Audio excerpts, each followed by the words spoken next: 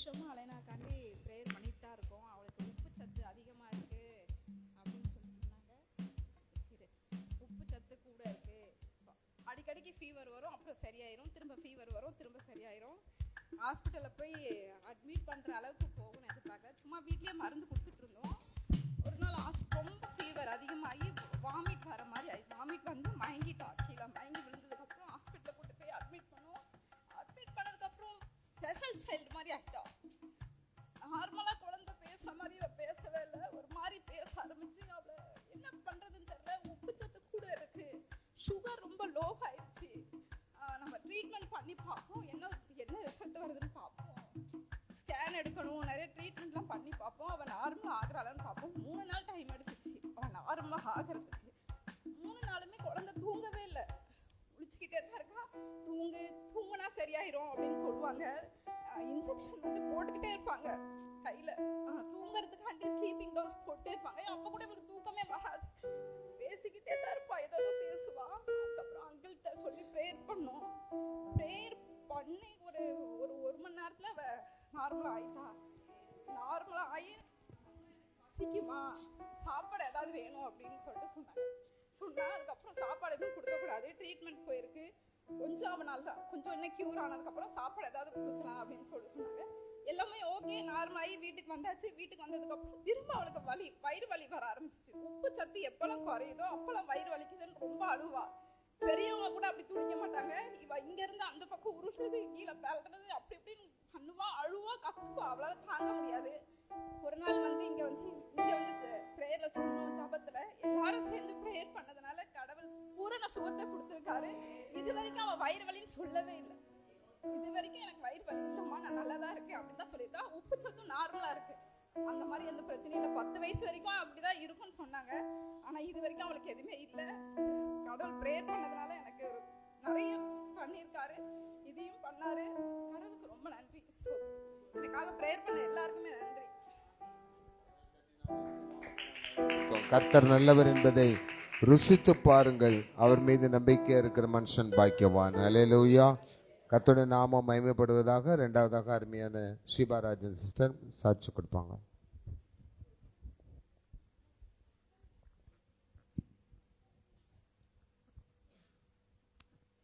கர்த்தருடைய நாமத்திற்கு மகிமை உண்டாதாக. தேவன் இதுவரைக்கும் எங்களை வழி நடத்தி வந்திருக்கிறார். அதுக்காக நான் அவருக்கு கொடான கொடி நன்றியும் ஸ்தோத்திரத்தையும் ஏறெடுக்கிறேன்.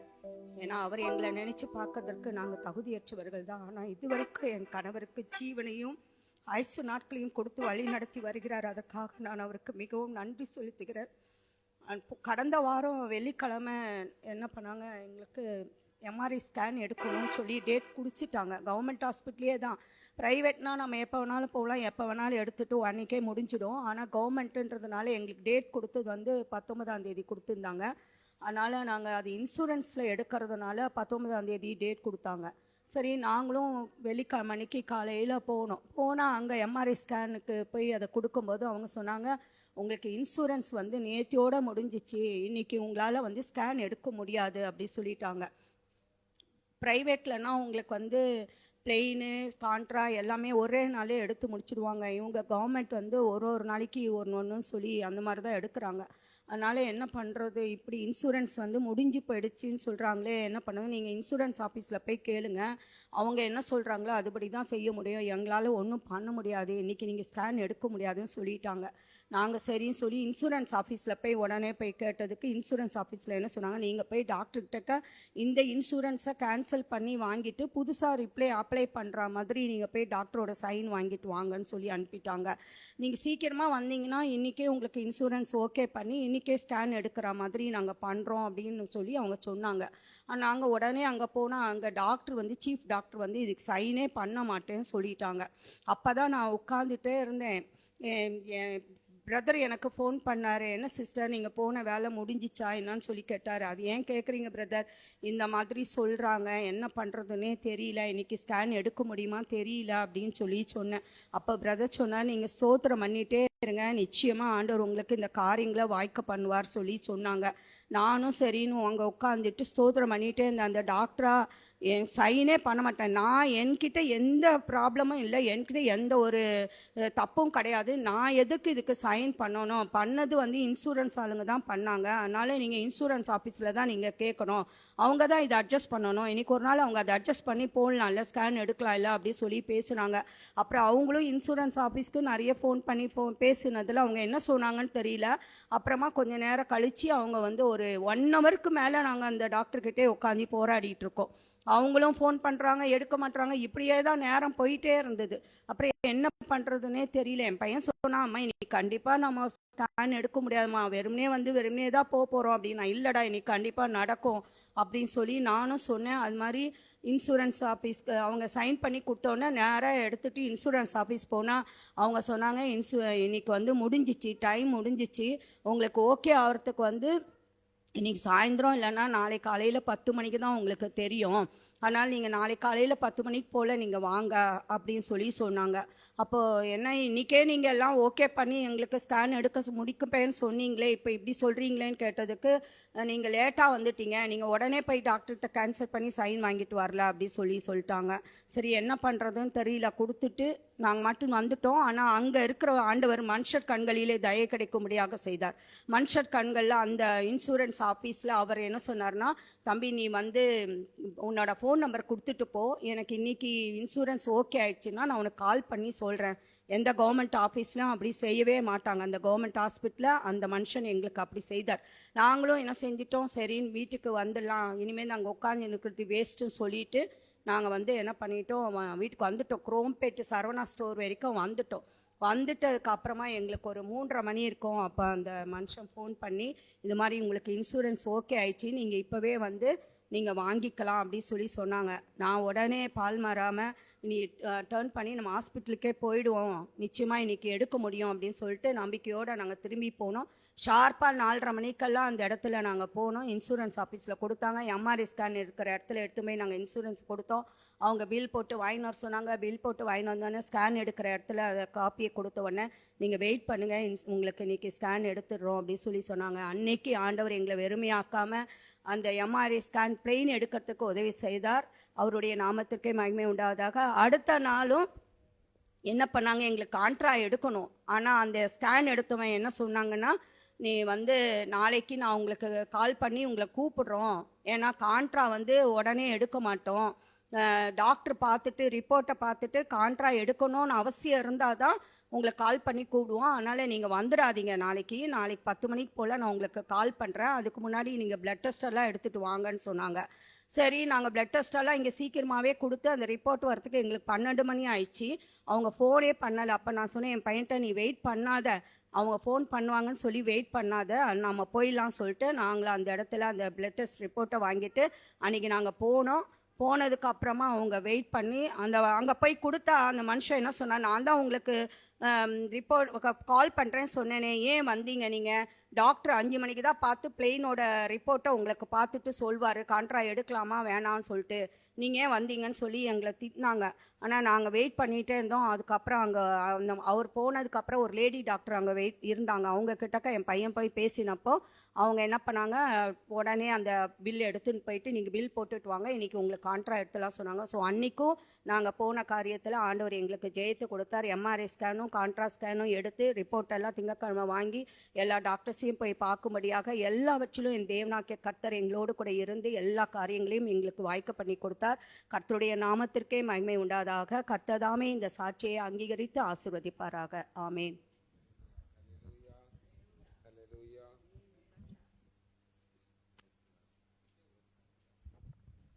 ஹல்லேலூயா. கர்த்தருடைய பரிசுத்த நாமத்துக்கு ஸ்தோத்திரம் உண்டாவதாக. கர்த்தர் எங்களையும் கூட இந்த இடத்துல ஒரு சாட்சியாக வைத்திருக்கிறபடினால் தேவன் நான் நன்றியோடு ஸ்தோத்தரிக்கிறேன்.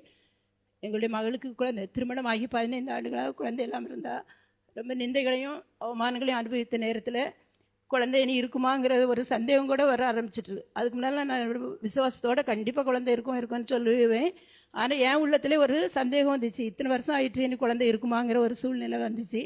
ஆனால் கர்த்தர் எனக்கு நிறைய வாக்கு தத்தங்களை தேவன் கொடுத்துருந்தாரு. 2011ஆம் வருஷம் அவளுக்கு திருமணமாச்சு. 13ஆம் வருஷம் அவளுக்காக ஜெபிக்கும் போது கர்த்தர் எனக்கு ஒரு வார்த்தை கொடுத்தார். அன்னாளை பற்றிய அந்த அன்னாள் தேவன் ஆலயத்தில் அழுது ஜெபித்த போது கர்த்தர் அவளுக்கு ஒரு குழந்தையை கொடுத்தார். அப்போ அன்னாள் சொல்கிற அந்த குழந்தையை எடுத்துகிட்டு வந்து கர்த்தரிடத்தில் கேட்ட அந்த விண்ணப்பத்தின்படி இவனை எனக்கு தந்தார் என்று சொல்லி அவனுக்கு சாமுவேல் என்று பெயரிட்டார்கள் என்கிற வார்த்தையை 2013 வருஷம் ஜனவரி மாதமே எனக்கு கொடுத்தாரு. ஆனால் நான் அதை வச்சு நான் ஜெபம் பண்ணுவேன். ஆனால் நாள் கடந்து போன உடனே இனி இந்த வார்த்தை நிறைவேறுமாங்கிற ஒரு சந்தேகமும் வர ஆரம்பிச்சு. ஆனால் நான் என்னுடைய பைபிளெல்லாம் கூட அந்த ஒரு பேர் எழுதி சாமுவேல்னு பேர் எழுதி வச்சு ஜெபம் பண்ணுவேன். கர்த்தர் அவளுக்கு எப்படியாவது ஒரு சாமுவேலை கொடுக்கணும், ஆண்டவரே அவனை அந்த பிள்ளையை உமக்காக நாங்கள் வளர்க்கணும்னு சொல்லி நாங்கள் குடும்பமாக அப்படியாக பொருத்தனை பண்ணி நாங்கள் ஜெபிச்சுக்கிட்டே இருந்தோம். கர்த்தருடைய பெரிதான கிருபையினால அவள் இப்போ கற்பம் தரிக்க முடியாத கிருபை செய்தார். அப்போ அநேகர் ரொம்ப நாளாக குழந்தை இல்லைன்னொன்னே அநேகர் எங்களுக்கு ஆலோசனை சொன்னாங்க, ஏதாவது ஒரு குழந்தையை தத்தெடுத்து வளங்க, அப்போ குழந்தை இருக்கும் அப்படின்னு சொன்னாங்க. அப்போ ஒரு நாள் ஒருத்தர் சொன்னதை வச்சு எனக்கு ஆலயத்தில் போய் எனக்கு ஒரே அழுகையாக வந்துச்சு. ஆண்டவரே, நீங்கள் குழந்தை கொடுக்க வல்லவர் தானே, நாங்கள் வேற பிள்ளையை தத்தெடுத்து வளர்க்கணுமான்ட்டு நான் ஜெபிக்கும்போது கர்த்தர் எனக்கு ஒரு வார்த்தையை கொடுத்தார். ஆதியாகமம் 15ஆம் அதிகாரத்தில் 4வது வசனம், இவன் உனக்கு சுதந்திரவாளி அல்ல, உன் கற்ப பிறப்பா இருப்பவனே உனக்கு சுதந்திரவாளின்னு ஆண்டவர் ஒரு வார்த்தை கொடுத்தாரு. அதை வச்சு ஜெபம் பண்ணிட்டே இருந்த ஆண்டவர் இப்படி வார்த்தை கொடுத்துருக்கிறார், அவ கற்பத்தில் குழந்தை பிறக்கணும் நீ. இப்படி நாட்கள் கடந்த உடனே அவங்களும் கூட சோர்ந்து போய் எப்படியாவது அந்த லாக்டவுன் டைமில் மோகன் சிலாசர் செய்யா பிரசங்கம் பண்ணும்போது, அதாவது ஒரு குழந்தைய நீங்கள் தத்தெடுத்து வளங்க அப்படின்ட்டு சொல்லியிருந்தாங்களாம். அதை கேட்டு இவங்க பொருத்தனை பண்ணி ஜெபம் பண்ணாங்க. ஆண்டவரே, நீங்கள் எங்களுக்கு குழந்தை தந்தா கூட நாங்கள் ஒரு குழந்தைய தத்தெடுத்து வளர்ப்போம்னுட்டு அந்த ஒரு கவர்மெண்ட்டில் காராங்கிற ஒரு நிறுவனத்தில் அவங்க குழந்தைக்காக பதிவு பண்ணிட்டாங்க. நான் எங்கள் வீட்டில் சொன்னால் நாங்கள் ஏதாவது சொல்லுவோன்ட்டு அவளே போய் எல்லாமே பதிஞ்சிட்டு வந்துட்டாங்க. அதுவும் 4-5 வருஷம் ஆயிட்டு, அதுவும் ஒரு குழந்தையும் வராத சூழ்நிலையில் அதுக்காக நாங்கள் இது ஆண்டவரே, குழந்தை இருந்தால் கூட நாங்கள் ஒரு குழந்தையை தத்தெடுத்து வளர்க்குறதுக்கு நாங்கள் தயாராக இருக்கோம், அந்த பொருத்தனையின்படி நின்றுட்டு ஜெபம் பண்ணோம். அதே மாதிரி இப்போது மகளுக்கு கன்சீவ் ஆகி 5 மாதம் ஆகுது, 5 மாதம் முடிய போகுது. கர்த்தருடைய பரிசுத்த நாமத்துக்கு ஸ்தோத்திரம். இந்த 4வது மாதத்தில் மறுபடியும் அங்கேருந்து ஒரு மெயில் வந்துச்சு, அதாவது குழந்தை உங்களுக்கு ரெடியாக இருக்குது, நீங்கள் எடுத்து வளர்க்கலாம் அப்படின்ட்டு. உடனே இப்போ இவளுக்கு வெயிட்லாம் தூக்கக்கூடாது, ரெஸ்ட்டில் இருக்கணும்னு சொல்கிறாங்க. அப்போ அந்த குழந்தைய எடுத்து வளர்க்குறது எங்களுக்கு கஷ்டம்தான். ஆனாலும் நம்ம பண்ணின பொருத்தனையை நம்ம மீறக்கூடாது அப்படிங்கிறதுக்காக அதுக்கும் ஓகே சொல்லி கேரளா வரைக்கும் போயிட்டு வந்துட்டாங்க. போயிட்டு செலவெல்லாம் பண்ணிட்டு வந்தால் அவங்க அந்த குழந்தை மேலே ஏதோ கேஸ் இருக்குது, இப்போ பேரண்ட்ஸே இந்த குழந்தை வேணும்னு சொல்கிறாங்க, அதனால உங்களுக்கு இப்போ தர முடியாது, நீங்கள் போங்க, 15 நாளையில் மறுபடியும் நாங்கள் தர்றோம்னாங்க. ஆனால் 1 மாதம் ஆச்சு, என்ன அந்த குழந்தைய பற்றி எங்களுக்கு எந்த தகவலும் இல்லை. கர்த்தருடைய கிருபையினால நான் ஒவ்வொரு நாளும் நான் ஜெபம் பண்ணும்போது ஜெபம் பண்ணுவேன், ஆண்டவரே அவளுக்கு ரெட்டிப்பான ஆசீர்வாதத்தை கொடுக்கணும், 2 குழந்தைகளை கொடுங்கன்னு தான் சொல்லி ஜெபம் பண்ணுவேன். ஒரு ஆம்பளை பிள்ளை நான் என்னுடைய வாஞ்சை அது, ஆனால் கர்த்தருடைய சித்தம் என்னன்னு எனக்கு தெரியாது. ஒரு ஆண் பிள்ளையும் ஒரு பெண் பிள்ளையும் கொடுங்க ஆண்டவரே, நீ பிள்ளைகளுக்கு பேர் வச்சு நான் என்ன செய்து ஜெபம் பண்ணோம், ஜெபம் பண்ணிகிட்டே இருக்கிறோம். ஆனால் கர்த்தருடைய கிருபையினால எங்களுடைய மன விருப்பத்தின்படி கர்த்தர் அவளுக்கு ட்வின்ஸை தான் கொடுத்துருக்கிறாரு. அந்த பிள்ளைகளை தேவன் பாதுகாத்து வளர்க்கும்படியாக அதுக்காக ஜெபிப்போம். அதாவது 2 வருஷத்துக்கு முன்னாடி அவள் கன்சீவ் ஆனா, அது டியூப்பில் கன்சீவ் ஆகிட்டு. அப்போ எனக்கு ஒரு வார்த்தை ஆண்டவர் கொடுத்தாரு, கர்த்தராகிய நான் ஏசாயா 27:3 கர்த்தராகிய நான் அதை காப்பாற்றி அடிக்கடி அதற்கு தண்ணீர் பாய்ச்சி ஒருவரும் சேதப்படுத்தாதபடிக்கு அதை இரவும் பகலும் காத்துக்கொள்வேன் நீ. அந்த வார்த்தையை சொல்லி இருந்தோம். ஆனால் அந்த நேரத்தில் டியூப்பில் கன்சீவ் ஆனதுனால அது அபார்ட் பண்ணுறதா ஆயிடுச்சு. ஏன்னா அது வெடிச்சிட்டுன்னா தாய் உயிருக்கு ஆபத்தாகும்னுட்டு. அப்படிப்பட்ட சூழ்நிலை மறுபடியும் அவள் கற்பம் தரிக்கும்படியாக தேவன் கிருபை செய்திருக்கிறாரு. அந்த கற்பத்தின் கனிகளுக்காக ஜெபிச்சு விடுங்க. அநேகர்ல எல்லாருமே அவளுக்காக நீங்க ஜெபிச்சிங்க, ரொம்ப ஜெபிச்சிங்க, பாரத்தோடு ஜெபிச்சிங்க. ஜெபிச்ச எல்லாருக்கும் நன்றி. இங்க மட்டும் இல்ல, எங்களுடைய திருச்சபையிலையும் அநேகர் அவர்களுக்காக ஜெபிச்சாங்க. கர்த்தர் எல்லாருடைய ஜெபத்தையும் கேட்டு இன்னைக்கு அவள் கற்பம் தரிக்கும்படியாக தேவன் கிருபை செய்திருக்கிறாரு. அந்த தாயும் சேயும் கர்த்தர் பத்திரமாக வளர்த்து ஏற்ற நேரத்திலே தாயும் சேயமாக பிரித்தெடுத்து தரும்படியாக உங்களுடைய ஜெபத்தில் என்ன அவளுக்காக தொடர்ந்து ஜெபித்துக் கொள்ளும்படியாக அன்போடு கேட்டுக்கொள்கிறேன். கர்த்தர் தாம் என்று சாட்சி ஆசீர்வதிப்பாராக. ஆமென்.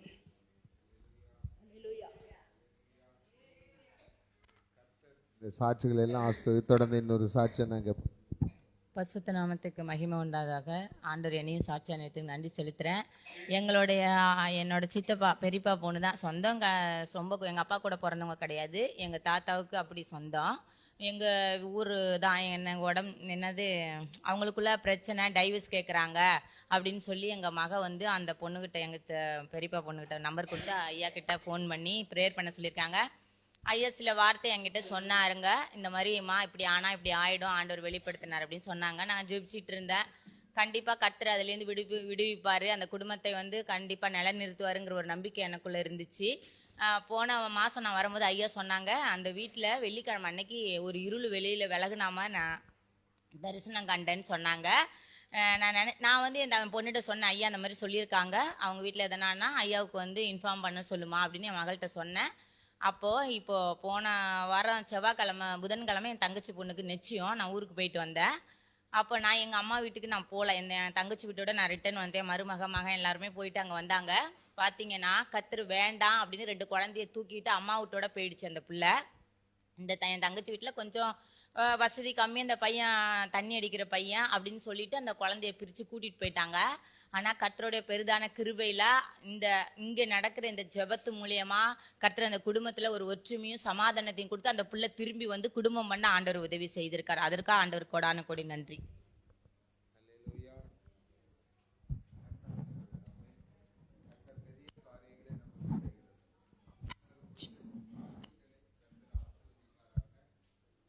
அநேக நன்மைகள் உங்களுக்கு காத்திருக்கிறது. நீங்க என்னென்ன காரியங்களுக்கெல்லாம் ஜெபிக்கிறீங்களோ அந்த காரியத்துக்கெல்லாம் ஏலிம் ஜெப வீட்டில் வாசம் செய்கிற கர்த்தர் உங்கள் குடும்பத்திலே நன்மை செய்ய வல்லவராயிருக்கிறார். கர்த்தர் உங்களை ஆசீர்வதிப்பாராக. நாம் இப்போ துதி ஆராதனைக்கும் செய்திக்கும் கடந்து செல்ல போகிறோம். துதி ஆராதனை செய்தியும் நம்ம மத்தியில் இருக்கிற அருமையான பாஸ்டர் ரிச்சர்ட் அவங்க எடுப்பாங்க. அருமையான சகோதரன் ரிச்சர்ட் எனக்கு ரொம்ப வருஷமாக தெரியும். உங்களுக்கு ஞாபகம் இருக்கும், நம்ம ஆண்டு விழாவோட கீபோர்டு இந்த இடத்துல இருந்து அவங்க வாசித்தவங்க தான். கர்த்தர் அவங்களுக்கு ஒரு தனிப்பட்ட ஊழியத்தை கொடுத்து, அவங்க ஈசி சர்ச் மெம்பராக இருந்தாலும் ஒரு தனிப்பட்ட ஊழியத்தை அவங்களுக்கு கொடுத்து பொலிச்சலூர் பகுதியில் கர்த்தருடைய ஊழியத்தை நல்லா செஞ்சிட்ருக்காங்க. நாங்கள் ஒருத்தர் அவங்க ஊழியத்தை போயிருக்கும்போது அந்த பகுதியில் ரிச்சர்டை தெரியாத ஆளே கிடையாது, அப்படி ஆண்டவர் வச்சிருக்கிறாரு. இன்றைக்கி அந்த சகோதரன் மூலமாக துதி ஆராதனையும் அந்த சகோதரன் மூலமாக கர்த்தர் கொடுக்குற வார்த்தைகளை நாம் கேட்டு நம்மை திடப்படுத்தி கொள்வோம், பலப்படுத்தி கொள்வோம், விசுவாசத்தில் நிலைப்படுவோம், விசுவாசத்தின் வெற்றியை நாம் பெற்றுக்கொள்வோம். எல்லாரும் கரங்களை தட்டி இயேசு நாமத்தை மகிமைப்படுத்தி அருமையான சகோதரனை அன்புடன் வரவேற்போம். God bless you brother.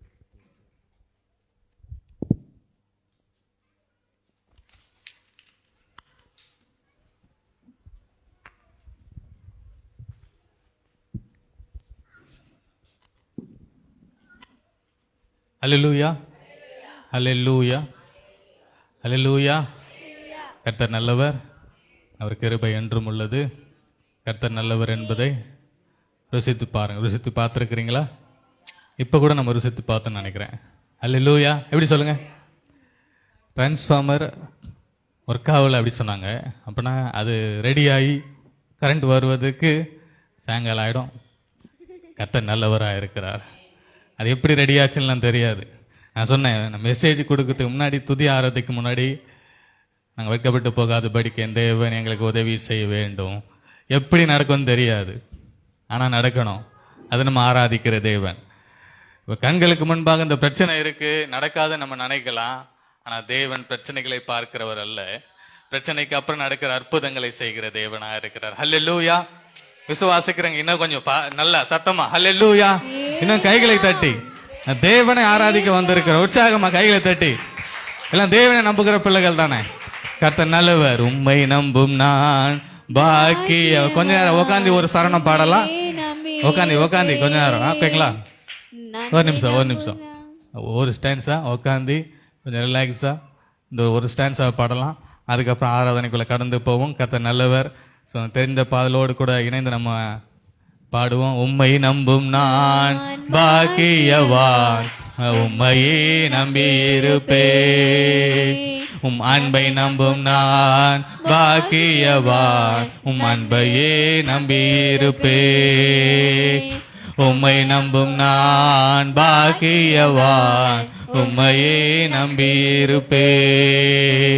உம் அன்பை நம்பும் நான் பாக்கியவான், அன்பையே நம்பியிருப்பேன். உம்மை நம்புவேன், உம்மை நம்புவேன், நான் உம்மை நம்புவேன், உம்மையே நம்பியிருப்பேன். உம்மை நம்புவேன், நான் உம்மை நம்புவேன், உம்மையே நம்பியிருப்பேன். உம்மை நம்பும் நான் பாக்கியவான், உம்மையே நம்பியிருப்பேன். உம் அன்பை நம்பும் நான் பாக்கியவான், உம் அன்பையே நம்பியிருப்பேன். உம்மை நம்பும் மனிதர்கள் யாவரையும் உம் கிருபை சூழ்ந்து கொள்ளும். உம்மை நம்பும் மனிதர்கள் யாவருக்கும் உம் நன்மை மிகுந்திருக்கும். பரிசலம் நம்பும் உம்மை நம்பும் மனிதர்கள் யாவரையும் உம் கிருபை சூழ்ந்து கொள்ளும். உம்மை நம்பும் மனிதர்கள் யாவருக்கும் உம் நன்மை குற்றப்பட்டு போவதில்லை, குற்றப்பட்டு போவதில்லை, நான் வெட்கப்பட்டு போவதில்லை. ஹல்லேலூயா.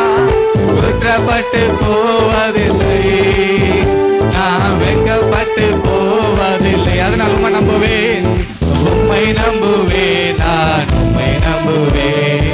முடிவு பரியந்த உம்மை நம்புவேன், உம்மை நம்புவேன், நான் உம்மை நம்புவேன். முடிவு பரியந்த உம்மை நம்புவேன். உம்மை நம்பும் நான் பாக்கியவான், உம்மையே நம்பியிருப்பேன்.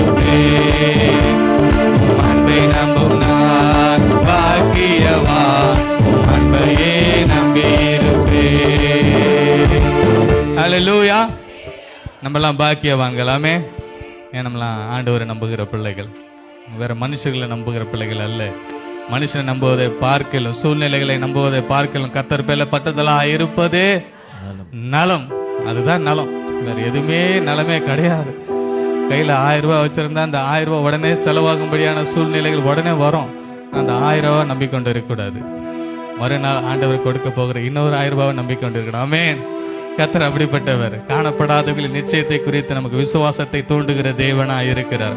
ஒரு வசனத்தை மாத்திரம் வாசிச்சு நம்ம கொஞ்ச நேரம் ஆராதனைக்குள்ள கடந்து போவோம். லூக்கா எழுதின சுவிசேஷம் 18:8 வாசிக்கலாம். டக்குனா லூக்கா 18:8.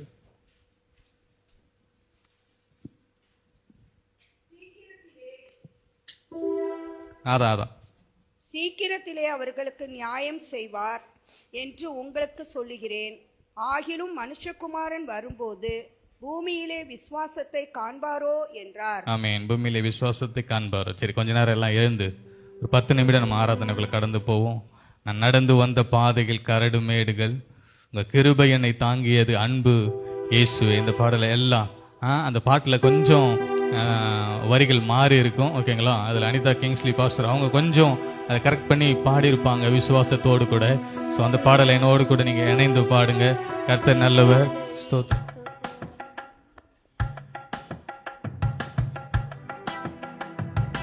ஹல்லேலூயா. நான் நடந்து வந்த பாதைகள் கரடு மேடுகள், உங்க கிருபை என்னை தாங்கியது அன்பு இயேசுவே. நான் நடந்து வந்த பாதைகள் கரடு மேடுகள், உங்க கிருபை என்னை தாங்கியது அன்பு இயேசுவே. நான் தடுமாறும் போது என்னை தாங்கி நீரையா, என்னை அதிசயமாய் நடத்திய எந்த நேசையா. நான் தடுமாறும் போது என்னை தாங்கி நீரையா, என்னை அதிசயமாய் நடத்திய எந்த நேசையா. நடத்தி வந்தீங்க ஆனாலும் நடத்தி வந்தீங்க, நடத்தி வந்தீங்க ஆனாலும் நடத்தி வந்தீங்க. தாங்கி கொண்டீங்க கரத்தில் ஏந்தி கொண்டீங்க, தாங்கி கொண்டீங்க கரத்தில் ஏந்தி கொண்டீங்க. என் சுயபலத்தால் ஓடி பார்த்தேன் ஓட முடியல, என் மனபலத்தால் நடந்து பார்த்தேன் நடக்க முடியல. என் சுயபலத்தால் ஓடி பார்த்தேன் ஓட முடியல, என் மனபலத்தால் நடந்து பார்த்தேன் நடக்க முடியல. என் தோல் பலத்தால் சுமந்து பார்த்தேன் சுமக்க முடியல, என் தோல் பலத்தால் சுமந்து பார்த்தேன் சுமக்க முடியல. என் கால் பலத்தால் கடந்து பார்த்தேன் கடக்க முடியல, என் கால் பலத்தால் கடந்து பார்த்தேன் கடக்க. நடத்தி வந்தீங்க நடத்தி வந்தீங்க இயேசுவே, நடத்தி வந்தீங்க நடத்தி வந்தீங்க ஆனாலும் நடத்தி வந்தீங்க. தாங்கி கொண்டீங்க கரத்தில் ஏந்தி கொண்டீங்க, தாங்கி கொண்டீங்க கரத்தில் ஏந்தி கொண்டீங்க. நான் நடந்து வந்த பாதைகள் கரடு மேடுகள், உங்க கிருபை என்னை தாங்கினது அன்பு இயேசுவே.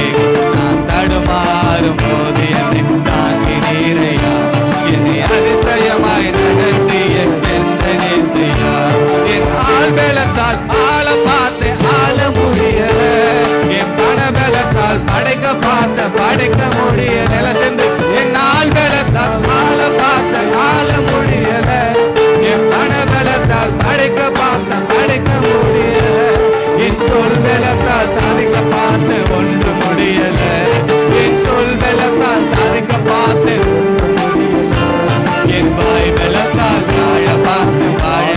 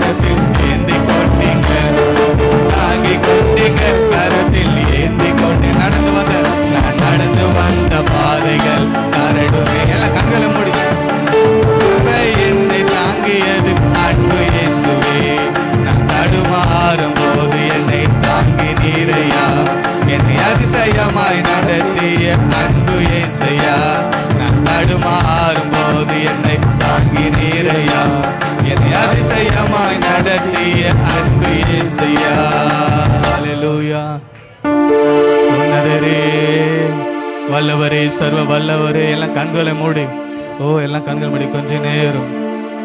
அவர் மறைவிடமானவர், அவர் உறைவிடமானவர், அவரே நமக்கு கேடகமானவர், நம்முடைய இரட்சணிய கொம்பா இருக்கிறவர், நம்ம கண்மலை மேல உயர்த்தி வைத்து அழகு பார்க்கிற ஒரே தேவன் அவர் மாத்திரமே.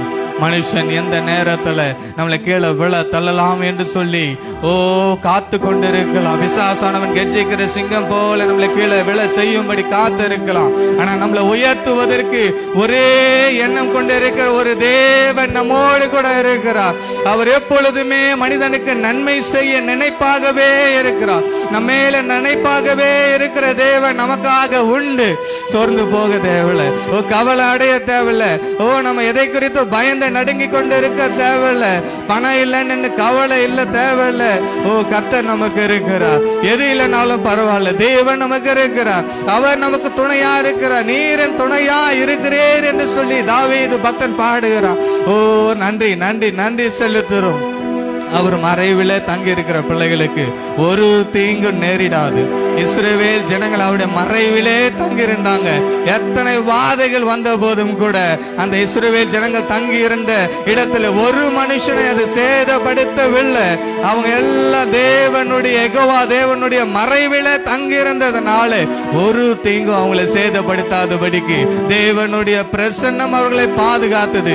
இந்த இடத்துல கூடி வருந்திருக்கிற உம்முடைய ஒவ்வொரு பிள்ளைகளையும் தேவனுடைய பிரசன்னம் பாதுகாக்கும்படி கூட நான் ஜெபிக்கிறேன். இயேசு கிறிஸ்துவின் நாமத்தினாலே, இயேசு கிறிஸ்துவின் நாமத்தினாலே கூடி வந்திருக்கிற ஒவ்வொரு பிள்ளைகளும் ஒரு தீங்கு அணுகாதபடிக்கு, ஒரு பலவீனம் வியாதி நோய்கள் அணுகாதபடிக்கு கர்த்தருடைய பரிசுத்த ரத்தம் இவர்களை பாதுகாக்கும்படி கூட நான் ஜெபிக்கிறேன். இயேசு கிறிஸ்துவின் பரிசுத்த ரத்தம் குடும்பத்தை பாதுகாக்கும்படி நான் ஜெபிக்கிறேன். வியாதியினால பலவீனங்கள் வந்து அடிக்கடி நொந்து போய் கொண்டிருக்கிற உங்களுடைய பிள்ளைகளை பாதுகாக்கும்படி நான் ஜெபிக்கிறேன்.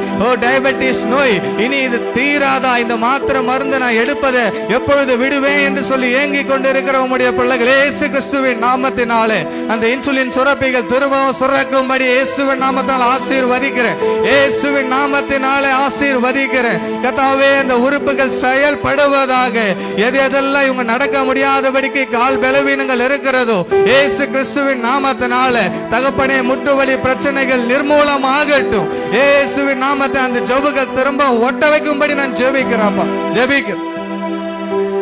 உன்னதரே உம்மறைவில் தங்கி வாழ்கிறேன், வல்லவரே உம் நிழலில் புகுந்து கொள்கிறேன். அடைக்கலமும் கேடகமும் நீரே எனக்கு, புகலிடமும் தஞ்சமும் நீரே எனக்கு. என் புகலிடமும் தஞ்சமும் நீரே. எல்லாம் சேர்த்து உன்னதரே உம் அறிவில் தங்கி வாழ்கிறேன், வல்லவரே உம் நிழலில் புகுந்து கொள்கிறேன். அடைக்கலமும் கேடகமும் நீரே எனக்கு, புகலிடமும் தஞ்சமும் நீரே எனக்கு. என் புகலிடமும் தஞ்சமும் நீரே எனக்கு. மறைவிடமே மறைவிடமே என் உறைவிடமே, நான் நம்பி உள்ள என் கண்மலையே. மறைவிடமே என் உறைவிடமே, நான் நம்பி உள்ள என் கண்மலையே. தீங்கு நாட்களில் என்னை மறைத்துக் கொள்கிறேன், உங்க கூடாரத்தில் ஒளித்து வைக்கிறேன். தீங்கு நாட்களில் என்னை மறைத்துக் கொள்கிறேன், உங்க கூடாரத்தில் ஒளித்து வைக்கிறேன். கேடகம் நீரே, மகிமையும் நீரே, என் தலை நிமிர்ந்திட காரண நீரே. கேடகம் நீரே, என் மகிமையும் நீரே, என் தலை நிமிர்ந்திட காரண நீர். மறைவிடமே மறைவிடமே என் உறைவிடமே, நான் நம்பி உள்ள என் கண்மலையே. மறைவிடமே என் உறைவிடமே, நான் நம்பி உள்ள என் கண்மலையே. உம்மை நோக்கி கூப்பிடும் போது எனக்கு இறங்கி பதில் கொடுக்கிறேன். எல்லாம் சேர்ந்து சொல்ல, உம்மை நோக்கி கூப்பிடும் போது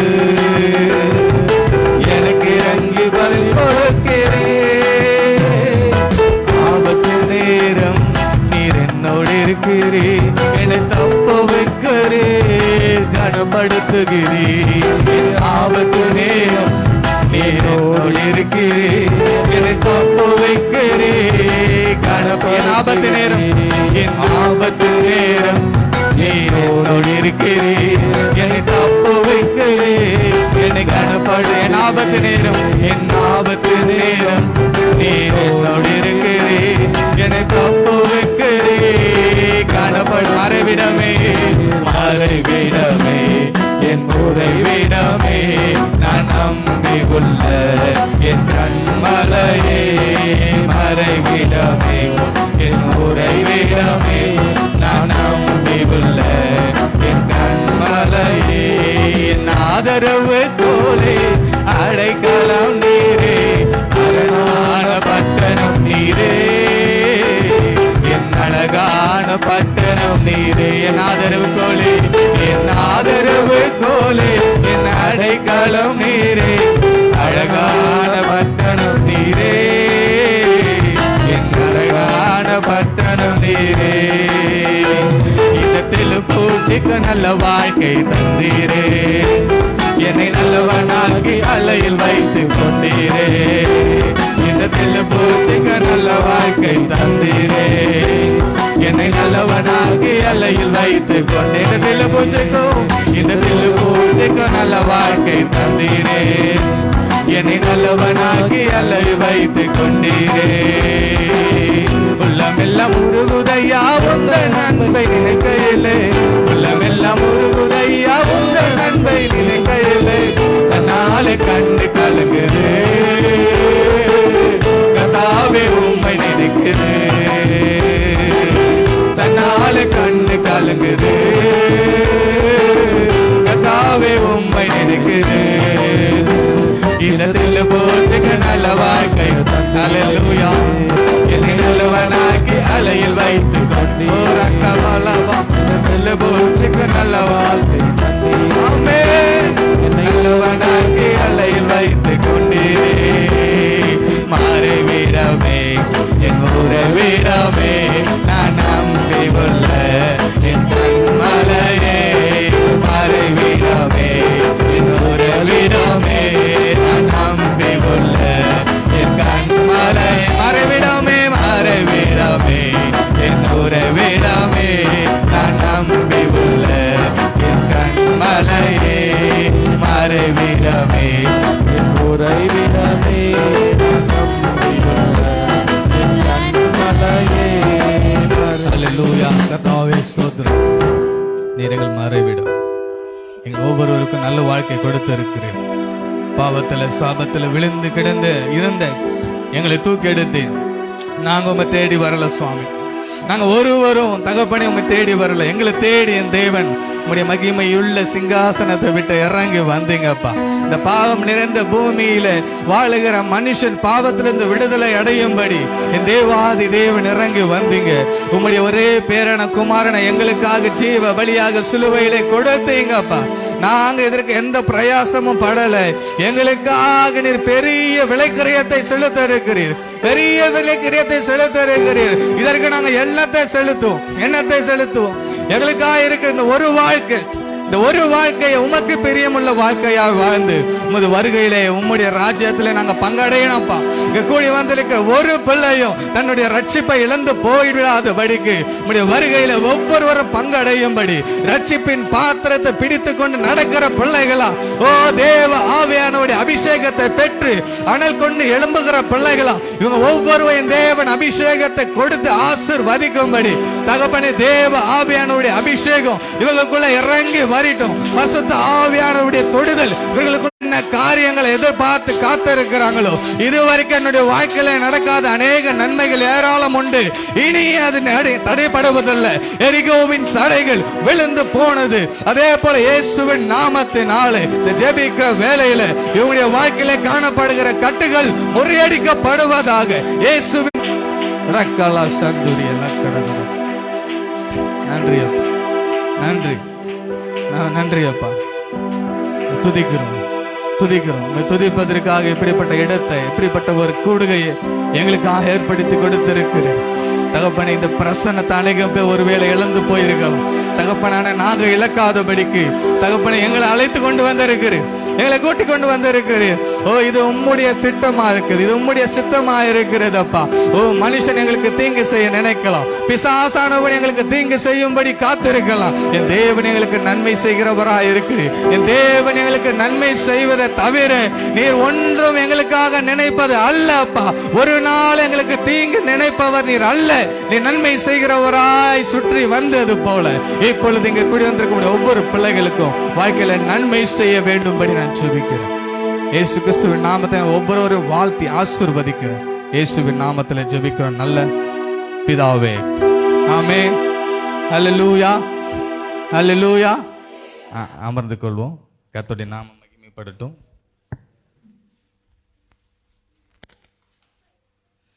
ஸ்தோத்திரம். எத்தனை பேருக்கு இந்த ஆராதனை ஆசீர்வாதமா இருந்தது? கொஞ்சம் சத்தமா சொல்லலாமா? கொஞ்சமா சொன்னீங்கன்னா கொஞ்சம் ஆசீர்வாதம் கிடைக்கும், நிறைய சொன்னீங்கன்னா நிறைய கொடுப்பாரு. நம்ம எப்பவுமே நிறைய வாங்கத்தானே ஆசைப்படுவோம். அதனால இங்க இருக்கவங்களும் அப்படிதான் ஆசைப்படுவீங்கன்னு நினைக்கிறேன். அதனால பாரு, வார்த்தை சொல்லுது, விரிவா உன் வாயை தர நன்மையினால நிரப்புவேன். சின்னதா திறந்தீங்க அப்படின்னா ஒரு சின்ன பீஸ் உங்க வாய்க்குள்ள கிடைக்கும். பெருசா வாய் திறந்தீங்கன்னா உங்க இலையில லெக் பீஸ் வந்து கிடைக்கும். ஆமென், ஆமென். பெருசா திறந்தீங்க, ஆண்டவர் பெருசா துதிச்சிங்க அப்படின்னா ஆண்டவர் உங்க வாழ்க்கையில பெருசா செய்வார், பெருசா செய்வார். பெரியதா எதிர்பாருங்க. எப்பவுமே ஆண்டவருடைய சமூகத்துல குறைவா இல்லை, பெரியதா எதிர்பார்க்குங்க. அவர் குறைவான தேவன், அவள பூரண சம்பூர்ணரா இருக்கிறார், பூரண சர்க்குணரா இருக்கிறார்.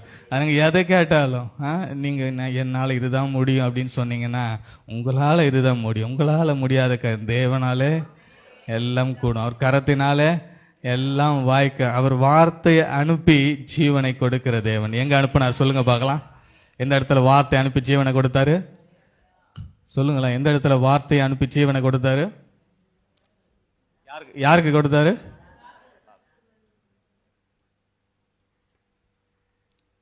ஆதியாகமத்தில் ஒரு வார்த்தை அனுப்பி ஜீவனை கொடுத்திருக்கிறார். உண்டாக கடவுது என்று சொன்னார்ல, அந்த இடத்துலயே எல்லாம் என்ன ஆச்சு? உண்டாயிடுச்சு. அப்ப அந்த இடத்துல எல்லாவற்றுக்கும் ஜீவன் வந்ததா இல்லையா? ஆனா நம்மள மட்டும் ஆண்டவர் கிருபை எடுத்து தம்முடைய சுவாசத்தை கொடுத்து ஜீவனை கொடுத்து இருக்கிறார். நம்ம எத்தனை விசேஷித்தவர்கள்! ஹல்லேலூயா. நம்மளாம் விசேஷித்தமான. பிசாசானவன் சொல்லுவான், உன்னால ஒண்ணும் முடியாது, உன்னால ஒண்ணும் ஆகாது. காது எதனா சத்தம் கேச்சு வச்சுங்களேன், இயேசுவின் நாமத்தினால் இப்படிப்பட்ட நெகட்டிவ் தாட்டை என்னை விட்டு ஒளிஞ்சு போன்னு சொல்லுங்க. விசுவாசத்தோடு கூட வாழ பழகிக்காங்க. என்னால முடியாது நீ சொல்லலாம், என்னால முடியாதா இருந்தாலும் என் தேவன் எனக்கு செய்வார், அவரால் எல்லாம் கூடும். அப்படி நல்லா பாசிட்டிவா பேசி பழகுங்க. விசுவாச வார்த்தைகளை பேசி பழகுங்க. பவுல் எழுதுவார் ஒரு இடத்துல, ஒரு நிருபத்துல எழுதுவார், கெட்ட வார்த்தைகள் ஒன்று உங்க வாயிலிருந்து புறப்பட்டு வர வேண்டாம் என்று சொல்லி. நான் நினைக்கிறேன் அவர் கெட்ட வார்த்தை, இந்த உலகத்துல இருக்கக்கூடிய கெட்ட வார்த்தைகளை குறித்து பேசல, விசுவாசம் உள்ள நல்ல வார்த்தைகளை பேசி பழகிற பிள்ளைகளா நீங்க என்ன பண்ண வேண்டும்? இருக்க வேண்டும். பிரோஜனம், அநேகருக்கு பிரோஜனம் உண்டாக வேண்டி நல்ல வார்த்தைகளே பேசி பழகுங்க என்று சொல்லி அது கீழே இருக்க வசனத்தை என்ன பண்ணியிருப்பாரு? உங்களுக்கு சொல்லி இருப்பார். அப்போ நம்ம எப்பவுமே பிறருக்கு பேசுவதா இருந்தாலும் சரி, நமக்கு பேசுவதா இருந்தாலும் நம்ம பூஸ்டப் பண்றக்கூடிய நல்ல வார்த்தைகள். எது நல்ல வார்த்தைகள்? நம்ம எப்பெல்லாம் உடைஞ்சு போய் இருக்கும்போது நம்ம மேல எழும்பும்படி வார்த்தைகள் வருது, அதெல்லாம் நல்ல வார்த்தைகள். நம்ம விசுவாசத்தை பூஸ்ட் பண்ணக்கூடியதா இருக்கிற ஒவ்வொரு வார்த்தைகளும் அது நல்ல வார்த்தைகள். ஒருத்தவங்க ஊருக்கு போறாங்க, பார்த்து நல்லா போயிட்டு வாப்பா தம்பி அப்படின்னு சொன்னீங்கன்னா அது என்ன வார்த்தை? நல்ல வார்த்தை. நல்ல வார்த்தை தானே. சந்தோஷமா என்ன பண்ணுவாங்க? போயிட்டு வராங்க. உனக்கு நான் ப்ரேயர் பண்றேன், ஒரு தீங்கும் வராது, ஒரு பிரச்சனையும் வராது அப்படின்னு சொன்னீங்கன்னா அது உங்களுக்கு நல்ல வார்த்தைகள். ஆமென். அதுவே நீங்க என்ன பண்ண, போன மாசம் தான் அந்த இடத்துல ஒரு ஆக்சிடென்ட் நடந்ததுப்பா, கொஞ்சம் பார்த்து போ, கொஞ்சம் மாத்தி சொன்னீங்கன்னா அது அவங்களுக்கு என்ன வார்த்தை? நல்ல வார்த்தை கிடையாது. பார்த்து போ, டயர்லாம் செக் பண்ணிட்டியா? பஞ்சர் ஆகிட போகுது. நாங்க தான் போன வாரம் அப்படிக்கா போனோம், ஒரே கல்லுக்கெல்லாம் இருந்தது, பஞ்சர் ஆயிடுச்சு, ரொம்ப கஷ்டப்பட்டோம் அப்படின்னா அப்ப அது என்ன வார்த்தை? நல்ல வார்த்தை கிடையாது. அப்ப நீங்க என்ன பேசணும்? நல்ல வார்த்தைகளை பேசி பழகுங்கள். கர்த்தரவங்களை ஆசீர்வதிப்பதற்கு போதுமானவராய் இருப்பார். அந்த திரும்பி அந்த அந்த வசனத்தை எடுத்து வாசிக்கலாம். ஞாபகம் இருக்கலாம், லூக்கா எழுதின சுவிசேஷத்துல 18வது அதிகாரம் 8வது வசனம்.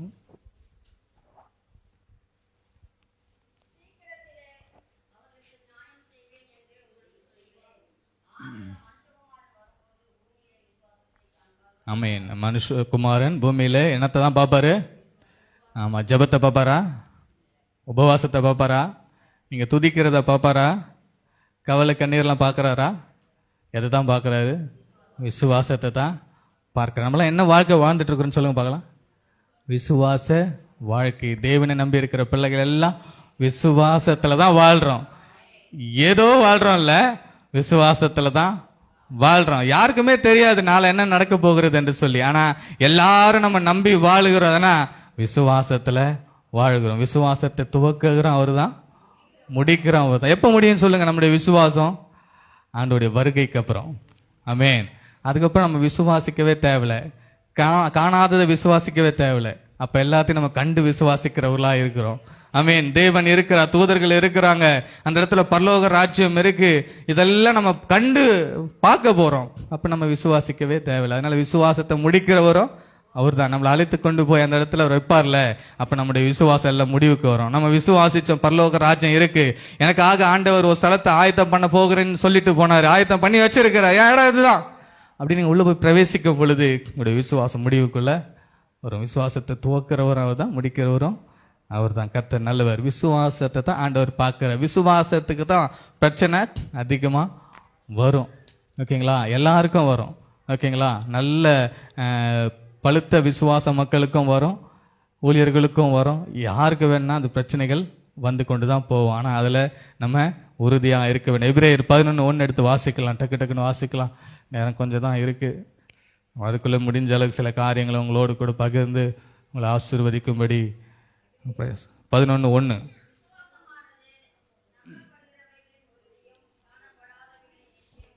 ஆமா, இதுக்கு முன்ன ஒரு கேள்வி கேட்கலாம்னு நினைச்சேன், அதை நான் மறந்துட்டேன். ஓகே, விசுவாசம்னா என்ன?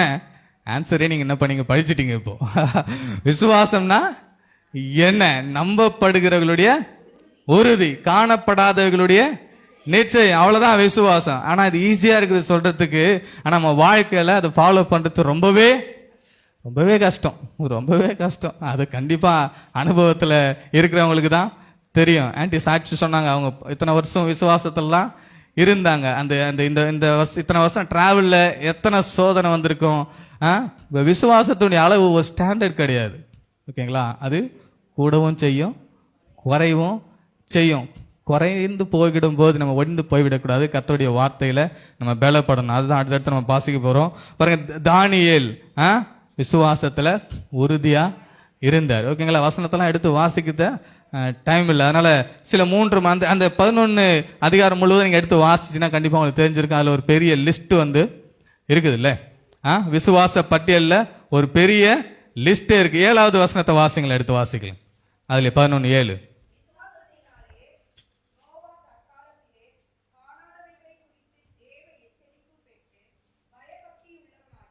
தன் குடும்பத்தை ரட்சிப்பதற்கு பேழையை உண்டு பண்ணினான். அதனாலே அவன் உலகம் ஆக்கினைக்குள்ளானதென்று தீர்த்து விசுவாசத்தினால் உண்டாகும் நீதிக்கு சுதந்திரவாளியானான். ஆமென். விசுவாசத்தினால உண்டாகும் நீதிக்கு சுதந்திரவாளியா ஆனார். எப்போ? அவருக்கு எத்தனை வருஷம் அந்த பேழை கட்ட ஆகும்னு தெரியாது, எப்போ மழை வரும் தெரியாது. அது வரைக்கும் பூமியில ஜனங்கள் மழையை கண்டதும் இல்லை. ஆனாலும் அவர் பாருங்க, கர்த்தர் சொல்லிட்டாரு, இது நிச்சயமா நடக்கும். பாருங்க, கப்பல் கட்டுவது சாதாரண விஷயம் கிடையாது. ஓகேங்களா? அது கண்டிப்பா பல வருடங்கள் ஆகும். இப்போ அந்த காலத்துல வளர்ச்சியெல்லாம் ஒண்ணுமே இல்லை, டெக்னாலஜிலாம் ஒண்ணும் இல்லை. அப்பனா இன்னும் நிறைய வருஷம் ஆயிருக்கும். அப்ப அத்தனை வருஷமும் அவர் கப்பல் கட்டுவது சோர்ந்து போகாம தன்னுடைய விசுவாசத்தை காத்து கொண்டு எத்தனை சோதனைக்கு வந்தாரோ என்ன பண்ணிட்டு இருந்தாரு, அதை கட்டுறத விடவே இல்லை. நீங்க கூட எதெல்லாம் உங்களுடைய விசுவாசத்துல கட்டி கொண்டு இருக்கிறீங்களோ, ஏசு கிறிஸ்துவின் நாமத்தினாலே சொல்றேன், அந்த விசுவாசத்தை விட்டுறாதீங்க. தேவன் நிச்சயமா ஒரு நாள் உங்களுக்கு கரத்துல வந்து கிடைக்கும்படி கர்த்தர் நன்மையான எந்த ஈவும் பூரணமான எந்த கிருபையும் ஜோதியில் இந்த பிடாத்தை இறங்கி வந்தே ஆகும். அது எங்க தடை பண்ணாலும் சரி. தானியேலுக்கு செய்தி சொல்லும்படி ஒரு தூதர் இறங்கி வராது, தடைப்பட்டது. ஆனாலும் தடையை நீங்க திரும்பவும் தானியேலத்துல பேசும்படி அந்த செய்தி வந்தது. உங்களுக்கும் அப்படிப்பட்ட நல்ல செய்திகள் ஒருவேளை அந்த படத்துல தடைப்பட்டு இருக்கலாம், இந்த இடத்துல தடைப்பட்டு இருக்கலாம். எங்க தடையா இருந்தாலும் ஏசு கிறிஸ்து உங்களுக்கு அந்த நல்ல செய்திகளை கேட்கும்படி சீக்கிரத்திலே செய்வார். ரொம்ப தூரத்துல அல்ல. விசுவாசிக்கிறவங்க மட்டும் ஒரு ஆமீன் சொல்லுங்களேன். விசுவாசிக்கிறவங்க ஆமீன் சொல்லுங்களேன். எல்லா வாயிலும் திறக்கப்படணும். ஏசு கிறிஸ்து உங்களை நன்மையினால் நிரப்பும்படி இந்த இடத்துல கூடி வர செய்திருக்கிறார். நீங்க திறந்தீங்கன்னா உங்களுக்கு நன்மை நடக்கும். திறக்காம விட்டீங்கன்னா அப்புறமா லேட்டா கிடைக்கும். லேட்டா கிடைச்சிச்சுன்னு சொல்லிட்டு அப்புறம் வருத்தப்படாதீங்க. ஆமென். ஆமென். கர்த்தர் நல்லவர். ஆமென். நல்லவர் தானே? அவர் தான் நல்லவர், யாரும் நல்லவங்க கிடையாது. ஐ மீன் உதவி செய்கிறேன்னு சொல்லுவாங்க, ஆனால் உதவி செய்ய மாட்டாங்க. கூட இருப்பேன்னு சொல்லுவாங்க, ஆனால் கூட இருக்க மாட்டாங்க. தேவன் ஒருவரே நல்லவர், அவர் பேரில் பற்றுவர்களாக இருப்பதே நலம் என்று சொல்லி வேதம் சொல்லுது. இப்போ தானியெல்லாம் பாருங்களேன், காணாதவைகளை விசுவாசிச்சார். நோவெல்லாம் காணாதவங்களை விசுவாசிச்சாங்க. அதை பார்க்கலாம், தன்னுடைய விசுவாசத்தில் என்ன பண்ணாங்க, உறுதியா நின்னாங்க. உறுதியா நிற்கவே முடியாது. அதனால தான் அந்த பட்டியலில் அவங்கெல்லாம் என்ன பண்ணியிருக்காங்க, இடம் பெற்றிருக்கிறாங்க. சிங்கத்தின் கவியில கொண்டு போய் போடுற வரைக்கும் வேணா உறுதியா இருக்கலாம். போட்ட பிறகு அவர் மறுதச்சிருந்தா கூட அவர் என்ன பண்ணிருப்பாங்க, திரும்ப வெளியே கொண்டு வந்திருப்பாங்க. ஆனா போட்ட பிறகும் கூட உறுதியா இருந்தாரு பாருங்களேன், அதுதான் விசுவாசம். ஆமேன்.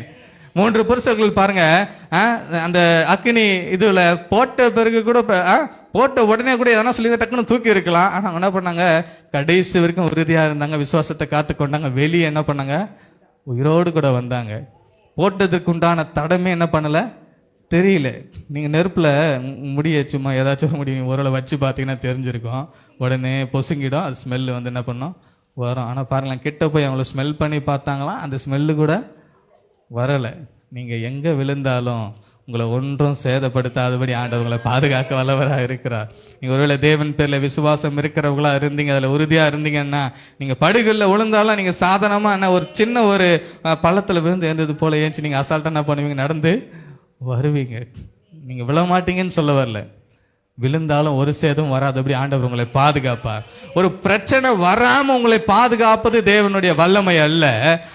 அந்த பிரச்சனைகளிலிருந்து உங்களை வெளியே கொண்டு வந்து, அந்த பிரச்சனை உங்களை ஒண்ணுமே சேதப்படுத்தலன்னு சொல்லி அநேகர் சாட்சி சொல்றாங்க பாருங்களேன், அதுல தான் தேவனுடைய வல்லமை விளங்குகிறது. ஆமே. அதனால நீங்க பிரச்சனை எல்லாம் எனக்கு வரக்கூடாது அப்படின்னு நீங்க வேண்டுதலை பார்க்கலாம். எந்த பிரச்சனையும் என்னை சேதப்படுத்தாதபடிக்கு அமைதியா சட்டுன்னு என்ன பண்ணணும், போயிடணும். கோவிட்லாம் வந்தது, அது வரக்கூடாதெல்லாம் யாரும் நினைக்கல, இது பண்ணல. ஆனா வந்தபடி என்ன பண்ணிச்சு, நம்முடைய விசுவாச பிள்ளைகளை அநேகம் பேரை தொடாதபடி என்ன பண்ண கடந்து நம்ம எல்லாம் ஜீவனோடு கூட இருக்கிறோம். ஆமேன். ஜீவனோடு கூட இருக்கிறவங்களாம் ஒரு ஆமேன் சொல்லுங்களேன். எத்தனை பேர் நம்புறீங்க, என் பலத்தினால என்ன கோவிட் ஒன்னும் சேதப்படுத்தலன்னு சொல்லி எத்தனை பேர் சொல்றீங்க? பலம் இருக்குதா? தேவன் கொடுக்கிற பலன் காண்டாமிரத்துக்கு ஒத்த பலனா இருக்கிறது. நம்முடைய பலன்லாம் எப்படி இருக்குன்னு நான் சொல்ல விரும்பல. நம்முடைய பலன்லாம் அவ்வளவுதான் கம்மி தான். அவர் கொடுக்கிற பலனா இருந்துன்னு வச்சுக்கோங்களேன், நீங்க கால் நடக்க முடியலன்னு சொல்லினாலும் அவர் என்ன பண்ணுவாரு, உங்களை ஏந்தி கொண்டு போவார். நீங்க நினைப்பீங்க நான் என் பலத்துல, ஆனா பாத்தீங்கன்னா உங்களுக்கு அதுதான் காணப்படாது இருந்துச்சு. அந்த நேரத்துல தூதர்கள் உங்களை என்ன பண்ணுவாங்க, கரத்துல ஏந்தி கொண்டு நீங்க போக வேண்டிய இடத்துக்கு கொண்டு போய் என்ன பண்றாங்க, சேர்த்து விட்டுருவாங்க. ஒரு நாள் ஹாஸ்பிட்டலுக்கு போறப்போ போயிட்டே ஜிஹெச்சுக்கு போயிட்டே இருக்கிறேன் பாருங்க, ஒரு பின்னாடி ஒரு வண்டி வந்து டமான்னு இடிச்சுது. 2 வீலர் இருக்கிறப்போ வண்டி இடிச்ச அடியில நான் ஒரு குறைஞ்ச ஒரு 100 மீட்டர் மாச்சும் வண்டி அவ்வளவு தூரம் தள்ளி போச்சு. பிரேக்கே நிக்கல. நாங்க கீழே விழவே இல்லை. என் பிள்ளையோடு கூட போயிட்டு இருக்கேன், கீழே விழவே இல்லை. ஆனா எனக்கு பின்னாடி வந்து இடிச்சான் பாத்தீங்களா, அவருக்கு ரத்தமா சுட்டுது. அவர் எப்படி வந்து விசாரத்துல என்னன்னு தெரியல. சேதம் வராம பாதுகாக்கிறது என் தேவனாயிருக்கார். அந்த நேரத்துல எனக்கு தெரியாது என்னை சுற்றி எத்தனை தூதர்கள் என்னோடு கூட இருந்தாங்கன்னு சொல்லி. நான் பார்க்கல. ஆனா நான் பார்க்கலன்றதுனால இதை நம்பக்கூடாது அல்ல, அதுதான் காணப்படாதவர்களின் நிச்சயம். நம்முடைய கண்கள் பார்க்கல, இதை நான் நம்பக்கூடாதுன்னு அப்படின்னு நீங்க நினைக்காதீங்க. அதுதான் வேதம் சொல்லுவது, விசுவாசமானது நம்பப்படுகிறவர்கள உறுதி, காணப்படாதவர்களின் நிச்சயமாக இருக்கிறது. பாருங்களேன், எலிசா தீர்க்கதரிசியை குறித்து இந்த இடத்துல வாசிக்கலாம். 2 ராஜாக்கள் 6வது அதிகாரம் 8 - 10 வரைக்கும் எடுத்து வாசிங்க.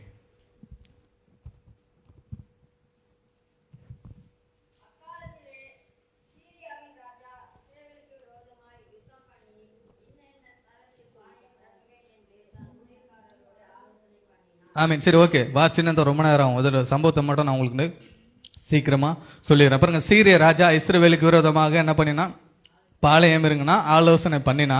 பாருங்க, நிறைய தடவை என்ன பண்ணா, அது நீங்க அப்புறமா வீட்டுல போய் படிச்சு பாருங்க. நிறைய தடவை ஆலோசனை பண்ணினா, ஆனா அவனுடைய ஆலோசனைகள் ஒன்றும் என்ன பண்ணல, பலிக்கவே இல்லை. எப்படியாச்சும் இஸ்ரவேல் ஜனங்களை வீழ்த்தி விடணும்னு சொல்லி நிறைய தடவை சீரிய ராஜா ஆலோசனை பண்ணா, ஆனா ஒண்ணுமே நடக்கல. காரணம், எலிசா என்ன பண்ணாரு, அந்த தீர்க்கதரிசி அந்த ஊர்ல இருந்தார். இந்த வசனத்தை வாசிங்களா, 12வது அதிகாரம் 12வது வசனம். சாரி,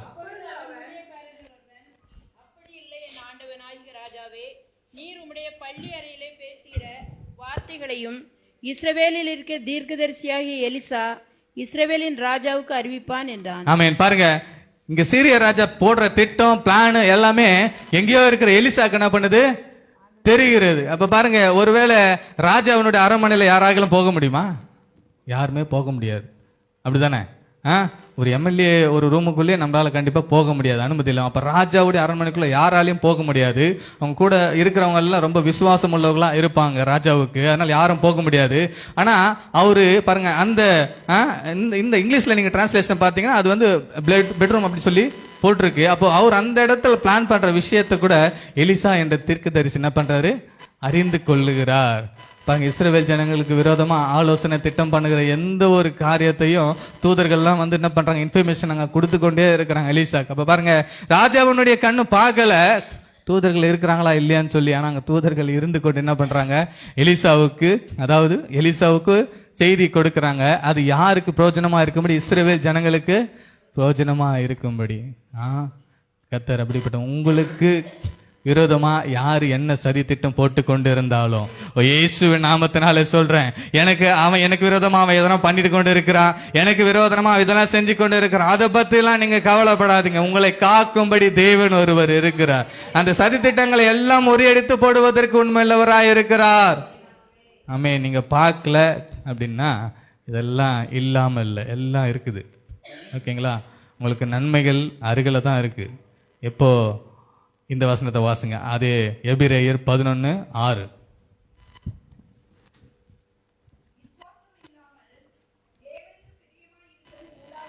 ஆமேன். பாருங்க, தேவனுக்கு பிரியமா இருக்கணும்னா நீங்க ஒரே ஒரு காரியத்தை தான் செய்ய வேண்டும் என்று சொல்லி வேதம் சொல்லுகிறது. என்ன செய்யணும்? விசுவாசிக்கிற பிள்ளைகளா இருக்க வேணும். அது முடியாதுதான். ஆனாலும் விசுவாசிக்கிற பிள்ளைகளுக்கு ஆண்டவர் எல்லாவற்றையும் நன்மைக்கு எதுவான காரியங்களா மாற்றி தருவார். தீமையா இருக்கிறது போல ஒருவேளை சூழ்நிலை இருக்கலாம், ஆனா நம்புகிற பிள்ளைகளுக்கு எல்லாம் நன்மைக்கு எதுவும் ஆண்டவர் என்ன அழகா மாற்றி கொடுப்பது தேவனுடைய வல்லமை. அதுதான் தேவனுடைய வல்லமை. பாருங்க, 6 கச்சாடி இருக்கு, எல்லாருடைய கண்களுக்கு அது தண்ணீரா தெரியுது. ஆனா இயேசு அதை ஆசீர்வதித்து இதை கொண்டு போ அப்படின்னு சொல்றாரு. அவங்க பாருங்க, நம்பிக்கையோடு கூட அவனுடைய கண்கள்ல ஒருவேளை திராட்சரசமா மாறினதை பார்த்தாங்களோ இல்லையோ தெரியல வேலைக்காரர்கள். ஆனா அங்க நம்பிக்கொண்டு என்ன பண்றாங்க? அது பாட்டு கடகடன்னு எடுத்துட்டு போய் கொடுக்கறாங்க. அது முன்ன காட்டில திராட்சை ரசத்தை விட மதுரமா இருந்தது என்று சொல்லி வேதம் சொல்லப்பட்டிருக்கு. ஒருவேளை இதுவரைக்கும் உங்களுடைய கண்கள் பார்க்காத நிறைய காரியங்களா இருக்கலாம், ஆனா புதியதாய் ஆண்டவர் உங்களுக்கு ஒரு காரியத்தை செய்ய போகிறாரு. அது பழைய நன்மையை விட பெரிய ஆசீர்வாதமா உங்களுக்கு விளங்க போகிறது. விளங்க போக எந்த ஒரு மாற்றமும் இல்லை. இயேசு கிறிஸ்துவின் நாமத்துல ஒவ்வொருவரும் நான் அப்படிதான் ஆசீர்வதிக்கிறேன். அதுதான் எனக்கு ரொம்ப பிரியம். எல்லாரையும் பிளஸ் பண்ணதுதான் எனக்கு ரொம்ப பிரியம். அதனால உங்களை எல்லாரையும் ஆசீர்வதிக்கிறேன். இயேசு கிறிஸ்துவினுடைய ஊழியனா இருந்து உங்களை எல்லா ஆண்டவர் நன்மைக்கு எதுவான காரியங்கள் கிடைக்கும்படி, ஒருவேளை போன வருடத்துல விட்டு போன ஆசீர்வாதங்கள் நன்மைகள் இந்த வருடத்துல நன்மைக்கு எதுவா எல்லாம் நடக்கும்படி உங்களை ஆசீர்வாதிக்கிறேன். எதெல்லாம் உங்களால வாங்க முடியலன்னு போன வருடத்துல திகைத்து கலங்கி போய் இருந்தீங்களோ, இந்த வருடத்துல ஆண்டவர் 12வது மாசத்துக்குள்ள அதை வாங்கும்படி கிருபை செய்வார். அதை வாங்கும்படி கிருபை செய்வார். அது எத்தனை கோடியா இருந்தாலும் பரவாயில்ல, அதை வாங்கும்படி செய்வார். பாருங்க, எந்த உயர் பதவியா இருந்தாலும் பரவாயில்ல, ஆண்டவர் அந்த பதவியில அமரும்படி செய்வார். யோசேப்புக்கு செய்த தேவன், தாவீதுக்கு செய்த தேவன் ஒரே நாளில உயர் பதவிகளில் ஆண்டவரால கொண்டு வர முடியும். நீங்க நினைக்கலாம், 10 வருஷமா வேலை செய்யறேன், எனக்கு ஒன்னும் இன்கிரிமெண்ட் கிடைக்கல. ஒன்னும் இல்ல, ஆண்டவரால் உங்களுக்கு செய்ய முடியும். ஒரே நாளில பேப்பர் ஃபைல்ஸ் எல்லாம் மூவ் பண்ணி கொண்டு வர முடியும். அவரால முடியும், மனுஷனால முடியாது. மனுஷன் ஒருவேளை உங்களுக்கு தடை பண்ணிக்கொண்டே இருக்கலாம் உங்களுடைய ஆசீர்வாதத்தை. தேவன் என்ன பண்ணுவாரு? அவனுக்கே தெரியாம அவன் கையெழுத்து அவனே போடும்படி என்ன பண்ணுவாரு? செய்வார். ஏன் போட்டான், எதுக்கு போட்டானே தெரியாது, அது அப்படி மாத்துவார் ஆண்டவர். கர்த்தர் நல்லவர், பெரிய காரியங்களை செய்வார். பாருங்களேன், இந்த இப்படி நடந்து கொண்டே இருக்குதுல்ல, இந்த சீரிய ராஜா என்ன பண்றாரு? சொல்ற காரியம் எல்லாம் எலிசாவுக்கு தெரிஞ்சது. அப்போ இவருக்கு ஒரே டவுட், யாரா அது இந்த மாதிரி காரியத்தை செய்யறதுன்னு சொல்லி இப்போ அந்த எலிசாவை போய் கூட்டினுமான்னு சொன்ன எலிசாவை பிடிக்கும்படி எல்லாரும் என்ன பண்றாங்க? அந்த இடத்துல போறாங்க. வேலைக்கா அப்போ அந்த இடத்துல 15ஆம் வசனத்தை பாருங்களேன்.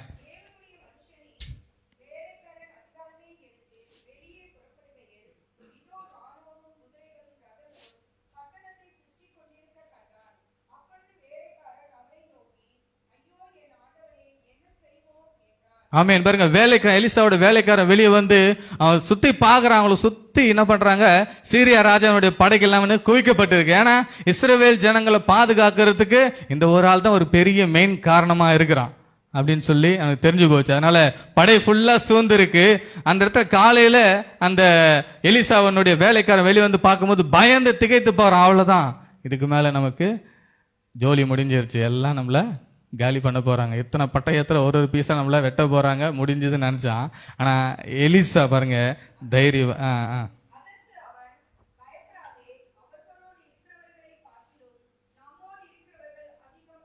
ஆமென். எலிசா சொல்றாரு, அதிகமா இருக்கிறது அவங்க படம் தான் அதிகமா இருக்கிறாங்க, நம்ம இங்க என்ன பண்றான் 2 பேர் தான் இருக்கிறோம்.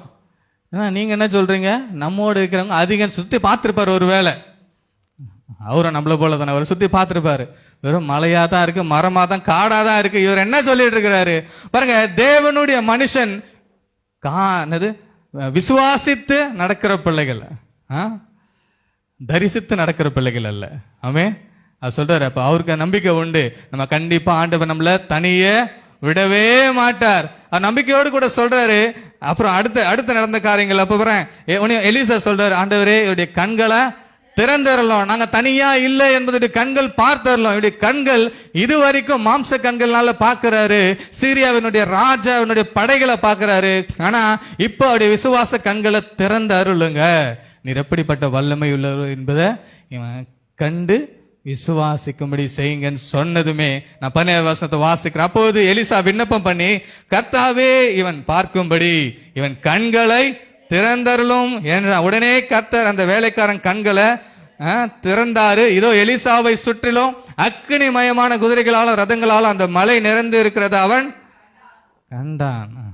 அப்போ உங்க பக்கத்துல ஒன்னும் இல்லை அப்படின்னு வேலைக்காரன் நினைத்து கொண்டு இருக்கிறார். மாம்ச கண்கள் அப்படிதான் என்ன பண்ணோம் சொல்லும், ஒண்ணுமே இல்லை, ஒண்ணுமே இல்லை. மாம்ச கண்கள் சொல்லும், பிசாசனுடைய வார்த்தை செவிகள் அடிக்கடி கேட்கும். ஒண்ணுமே படிக்கல, எப்படி எக்ஸாம் எழுத முடியும்? வேலைக்கே போக முடியல, அடிக்கடி பலவீனம் வருது, சோறு வருது, நமக்கு வீட்டுடைய தேவைகள் எப்படி சந்திக்கப்படும்? வாங்குற காசு எல்லாமே நம்ம இதுக்கு தானே போகுது, ஹாஸ்பிட்டலுக்கு தானே போகுது. அப்ப அடுத்த மாசம் இது எப்படி நான் இந்த கடனை கட்டுவேன்? கண்கள் சொல்லும், மாம்சம் சொல்லும், சிந்தனை சொல்லும்.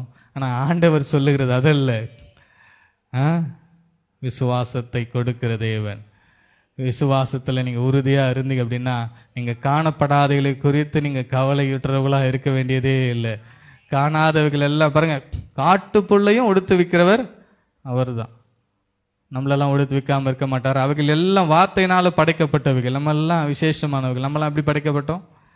அவருடைய கரத்தினால, அவருடைய அதுக்கும் மேல நான் சொல்றேன், அவருடைய சாயல்னால நம்ம எல்லாம் பண்ணியிருக்கிறோம், படைக்கப்பட்டிருக்கோம். அப்ப நம்மள ஆண்டவர் நிச்சயமா கைவிடுவதில்லை. நிறைய வாக்குத்தத்த வசனங்கள் நமக்கு ஆண்டவர் கொடுத்திருக்கிறார். பயப்படாதே, திகையாதே, கலங்காதே, நான் மோசையோடு கூட இருந்தது போல உன் கூட இருக்கிற, நான் உன்னை விட்டு விலகுவதும் இல்லை, உன்னை கைவிடுவதும் இல்லை. கைவிடாத தேவன் ஒருவர் தான். நம்ம ஆராதிக்கிற ஆண்டவர் இயேசு ஒருவர் மாத்திரமே நம்மள கைவிடாதவரா இருக்கிறார். யார் வேணா கைவிடலாம். அதனால நீங்க அதை பத்திலாம் கவலைப்படாதீங்க. பாருங்க, நான் கடைசியா சில வார்த்தைகளை மாத்திரம் சொல்லி கொஞ்ச நேரத்துல முடிச்சிடறேன். ஒரு 5-10 மினிட்ஸ்ல பாக்குறேன், சீக்கிரம் முடிச்சிடுறேன். விசுவாசம் எப்படி வரும் என்று சொல்லி கர்த்தருடைய வார்த்தை சொல்லுகிறது. ரோமர் 10வது அதிகாரம் 17வது வசனம்.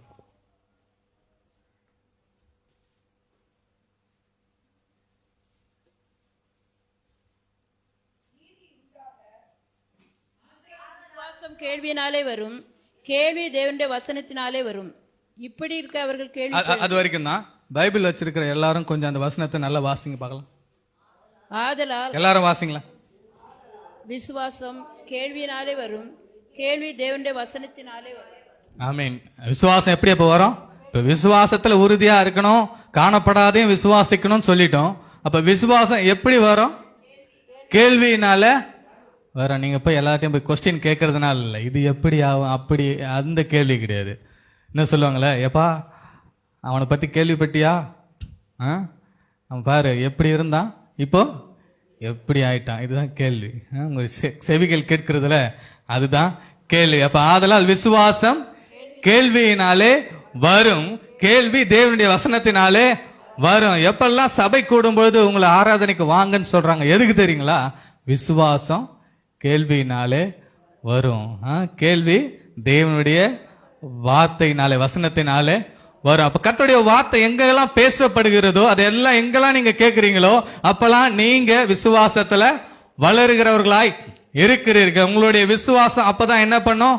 வளர்ச்சி அடையும். நீங்க வீட்டிலேயே சும்மா உட்கார்ந்து கொண்டு நீங்களே இது பண்ணிட்டு இருந்தீங்க விட சபை கூடி வருகிறதுல விட்டு விடாதீர்கள் என்று சொல்லி அப்போஸ்தலனாகிய பவுல் என்ன பண்றாரு? பேசுகிறார். அந்த இடத்துல தான் உங்களுடைய விசுவாசம் வளரக்கூடிய இடமாக இருக்கிறது. அப்ப விசுவாசம் கேள்வியினாலே வரும், கேள்வி தேவனுடைய வசனத்தினாலே வரும். அநேக இடத்துல தேவ மனுஷர்கள் வார்த்தையை பேசுறாங்க, ஆனா வசனத்தின் மூலமாய் வருகிற வார்த்தையினாலே உங்களுடைய விசுவாசம் வளரக்கூடியதாக இருக்கிறது. ஸோ அதனால அதிகமா கர்த்தருடைய வார்த்தையே நீங்க கேட்கிறவங்களா இருங்க, நீங்க தியானிக்கிற பிள்ளைகளா இருங்க, நீங்க விசுவாசத்துல உறுதியா இருங்க. உடைய கண்கள் பார்க்கல அப்படின்றதால நம்பாம விட்டுறாதீங்க, நீங்க நம்புங்க. நம்ம ஆராதிக்கிற தேவன் நன்மைக்கு ஏதுவான எந்த காரியங்களை செய்வதற்கு வல்லவராய் இருக்கிறார், உண்மையுள்ளவராய் இருக்கிறார், போதுமானவராய் இருக்கிறார். நம்புகிறவங்க கைத்தட்டி உற்சாகமா ஹல்லேலூயா ஹல்லேலூயா ஹல்லேலூயா. அபகுக் 2:4 சொல்லுது, தன் விசுவாசத்தினாலே நீதிமான் பிழைப்பான். யார் விசுவாசத்தினால? தன் விசுவாசத்தினால நீதிமான் பிழைப்பான். உங்களுக்காக இன்னொருத்தர் விசுவாசிக்க கூடாது, உங்களுக்காக நீங்க தான் என்ன பண்ண வேண்டும்? உங்களுக்கு நன்மை உண்டாக வேண்டும் என்றால் நீங்க தான் என்ன பண்ண வேண்டும்? விசுவாசிக்க வேண்டும். மத்தேயு 9:22 வாசிக்கும் போது இயேசு திரும்பி அவளை பார்த்து, மகளே திடன்கொள், உன் விசுவாசம் உன்னை ரட்சித்தது என்ற அந்த ஸ்திரீ சொஸ்தமானாள் என்று சொல்லி வேதம் அழகா சொல்லி இருக்கிறது. பாருங்க, நீங்க ஜெபிக்கிற பிள்ளைகளா இருந்தாலும் இங்க வசனம் சொல்லுது, விசுவாசத்தோடு கூட ஜெபிக்கிறவங்களா இருந்தீங்கன்னா அதுக்கு பதில் உண்டு. மத்தேயு 21:22 அதான் சொல்ல, மேலும் நீங்கள் விசுவாசம் உள்ளவர்களாய் ஜபத்திலே எவைகளை கேட்பீர்களோ அவைகளெல்லாம் பெறுவீர்கள். ஜபத்திலே எதெல்லாம் கேட்கிறீங்களோ அதெல்லாம் ஆண்டவர் உங்களுக்கு கொடுப்பார்னு நீங்க நம்பணும். அது நடக்குது நடக்கல அது அப்பாற்பட்ட விஷயம். நடக்காது என்பதையும் கூட நம்ம தானே விசுவாசிக்கிறோம். சில நேரத்தில் நம்ம என்ன பண்றோம்? இதெல்லாம் நடக்காதுப்பா, அதுவே ஒரு விசுவாசம் தானே.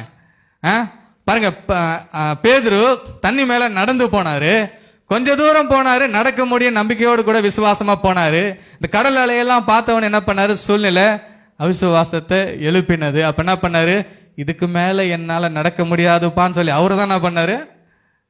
நெகட்டிவா அவர் தான் விசுவாசிச்சாரு. அப்ப அதனால என்ன பண்ணாரு? நெகட்டிவ்க்கு உண்டான பிரதிபலன் அவருக்கு கிடைச்சது. கம்பீரமா அசீஷர்களுக்கு முன்பாக, நான் எப்படி தண்ணி மேல நடக்கிறேன் பாத்தியா அப்படின்னு சொல்லி ஒருவேளை என்ன பண்ணுவாரு? சந்தோஷமா ஒரு உற்சாகமா நடந்து போயிருப்பாரு. பாருங்க, சூழ்நிலைகளை பார்த்தாரு, உடனே விசுவாசம் குறைஞ்சு போச்சு. உடனே விசுவாசம் குறைஞ்சு போச்சுன்னா உங்களால நிக்க முடியாது. உடனே தண்ணி உங்களை இழுக்கும், பிரச்சனை உங்களை இழுக்கும், பாதிப்பு உங்களை இழுக்கும், சரீர சோறு உங்களை இழுக்கும். கர்த்தர் நல்லவரா இருக்கிறார். அதுல இருந்து உங்களை ஆண்டவர் பாதுகாக்கும்படி விசேஷமா அவளுக்கு கிருபை கொடுப்பாராக. யோவான் 3:16 குமாரத்தில் விசுவாசமா இருக்கிறவன் நித்திய ஜீவனை உடையவனா இருக்கிறான். குமாரன விசுவாச அதன் ஜீவனை காண்பதில்லை என்று சொல்லி வேதம் சொல்லுகிற. நித்திய ஜீவனை அடைகிற வரைக்கும் உங்களுடைய விசுவாசம் குறைந்து போகாதபடி ஆண்டவர் பாதுகாப்பு. கடைசியா ஒரே ஒரு வசனத்தை மாத்திரம் வாசிச்சு முடிக்கிறேன். யோவான் சுவிசேஷம் 11:40. யோவான் 11:40.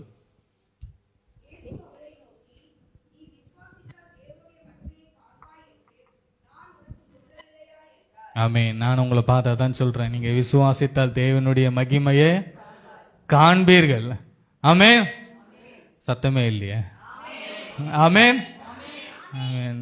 பாருங்க, கரெக்டா அந்த இடத்துல சொன்ன மாதிரி இங்க மேக்சிமம் இவங்க தான் அதிகமா இருக்கிறாங்க. ஸோ அதனால இயேசு அவளை நோக்கி, நீ விசுவாசித்தா தேவனுடைய மகிமையை காண்பாய். கூடி இருக்கிற ஒவ்வொருவரும் தேவனுடைய மகிமையை பார்க்க போறீங்க. சொல்லுங்க, நான் பார்க்க போறேன் தேவனுடைய மகிமை. இந்த வருடத்துல நான் பார்க்க போறேன், புதிய மாதத்துல நான் பார்க்க போறேன். எதெல்லாம் எனக்கு கிடைக்காம வந்ததோ அதெல்லாம் பெற்றுக்கொள்ளும்படி அந்த காரியங்களை நான் பார்க்க போறேன், நான் பெற்றுக்கொள்ள போறேன். இயேசு கிறிஸ்து எனக்கு உதவி செய்ய போகிறார். ஆமென். கர்த்தர் நல்லவர். சரி, ஓகே. இது வரைக்கும் இந்த வார்த்தைகள் எல்லாம் உங்களுக்கு ஆசீர்வாதமா இருந்திருக்கும்னு நினைக்கிறேன். உங்களுக்கு புரிஞ்சிருக்கிற மாதிரி ஏதோ 1-2 வார்த்தைகளை பேசியிருப்பேன்னு நினைக்கிறேன். ஏதோ எனக்கு தெரிஞ்சதை பேசினேன். பாருங்க, ECI சர்ச்சில் அங்கத்தினராக விசுவாசியாக 30 வருடங்கள் இருந்தோம். ஆண்டவர் தெளிவாக பேசினார். காலேஜ் படிக்கிற சமயத்தில் ஆண்டவர் என்னை ஊழியத்திற்காக அழைத்தார். ஆனாலும் கூட வாலிப பிரயாத்தில் நான் என்னை ஒப்பு கொடுக்காமல் என்ன பண்ணேன், அப்படியே உலக வாழ்க்கையில் சந்தோஷமாக என்ன பண்ணேன், ஜாலியாக இருந்தேன். ஆனால் மேரேஜ் ஆகி கொஞ்ச நாள் கழிச்சு ஆண்டவர் தெளிவாக பேசினார். சபை ஊழியத்தை இப்போ பண்ணிகிட்டு இருக்கோம். 1 வருடமாக ஞாயிற்றுக்கிழமை ஆராதனை நடத்தி கொண்டு இருக்கிறோம். இதெல்லாம் என்னுடைய திட்டமே கிடையாது. இது என்னுடைய சுயபலத்தினால ஒன்றுமே என்னால் கண்டிப்பாக பேசவே முடியாது. நான்லாம் கொயரில் இருந்தேன். எனக்கே தெரியும், கொயரில் இருந்தாலும் நான்லாம் பேக் பெஞ்சர். சும்மா மைக்கை பிடிச்சிட்டு அது ஆஃப் பண்ணி கூட சில நேரத்தில் இருக்கும், பாடத்துக்கே பயம். அப்படிதான் தனி ஸ்பெஷல் சாங்லாம் பாட மாட்டேன். ஆனால் ஆண்டவருடைய பெரிதான கிருபை, தயவு, அவர் என் மேலே வச்சிருக்கிற அழைப்பு, திட்டம். இப்போ எவ்வளோ நேரம் மைக்கை கொடுத்தாலும் பேசுவேன், நீங்கள் தான் உட்கார முடியாது. ஆமென்.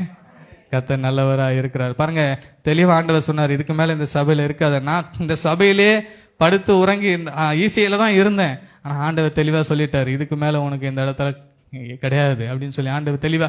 அப்போ கூட அவர் ஊழியத்துக்காக நான் இது பண்றாரு அப்படின்னு சொல்லி எனக்கு விளங்கலை.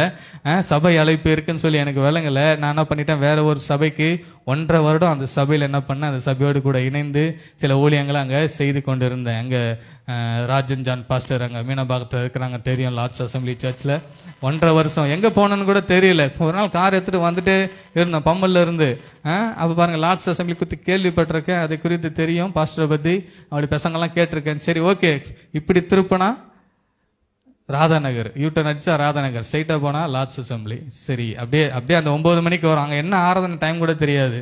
போயிட்டே இருக்கிறோம். 9 மணிக்கு அப்படியே என்ன பண்ண, ஸ்ட்ரைட்டாக போயிட்டேன். ஒரு 9:15 9:20 தான் போய் சேர்ந்தோம். ஆனால் 8 மணிக்கெலாம் அங்கே ஆராதனை ஸ்டார்ட் ஆகி நடந்திருக்கு, 10:30 மணிக்கு முடிஞ்சிடும். ஆனாலும் போயிட்டோம். சரி, ஓகே, கர்த்தருக்கு சித்தமாக இருந்தால் இங்கேயே இருப்போன்னு சொல்லணும். அதுக்கப்புறம் ஒரு தெய்வீக சமாதானம் இருந்தது. 1.5 வருஷம் அந்த சர்ச்சில் இருந்து ஊழியம் செய்தோம். அப்போவும் சபை அழைப்பு காரியங்களாம் ஒன்றும் தெரியாது.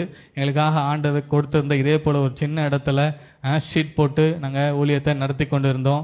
ஆண்டவருடைய பெரிதான கிருபையினாலே கொஞ்சம் பேர் இப்போ வரும்படி ஆண்டவர் ஆசீர்வதித்திருக்கிறார். புதன்கிழமை ஆராதனை நடத்தி கொண்டிருந்தோம். அதுக்கப்புறமா ஆண்டவர் சபை அழைப்பு என்று சொல்லி தெளிவுபடுத்ததுனால இந்த வருடத்திலிருந்து ஞாயிற்றுக்கிழமை ஆராதனையும் நடத்தி கொண்டு இருக்கிறோம். நாங்கள் எந்த சபையிலும் இப்போ அங்கத்தினராக இல்லை, ஆண்டவருடைய பரலோக தேவனுடைய ராஜ்யத்தினுடைய அங்கத்தினராக இருக்கிறோம். ஆமென். கர்த்தர் நல்லவர். இப்போ சர்ச் கொஞ்சம் பில்டிங் கன்ஸ்ட்ரக்ஷன் பண்ணிட்டு இருக்கோம். ஃபர்ஸ்ட் கொஞ்சம் பேர் தான் உட்காரதுக்கு போதுமானதாக இருந்தது. ஒரு 20 பேர் உட்கார்ந்தாலே இடம் ஃபுல்லாயிடும். இப்போ நிறைய பேர் உட்காரும்படி சபையை கட்டி கொண்டு இருக்கிறோம். கர்த்தருடைய தேவைகள் எல்லாம் சந்திப்பார் என்று சொல்லி நம்புகிறேன், விசுவாசிக்கிறேன். இங்கே வந்ததுனால உங்கள்கிட்ட ஒரு அன்பான அழைப்பு கொடுக்குறேன், நீங்களும் ப்ரேயர் பண்ணுங்க. ஆமென்.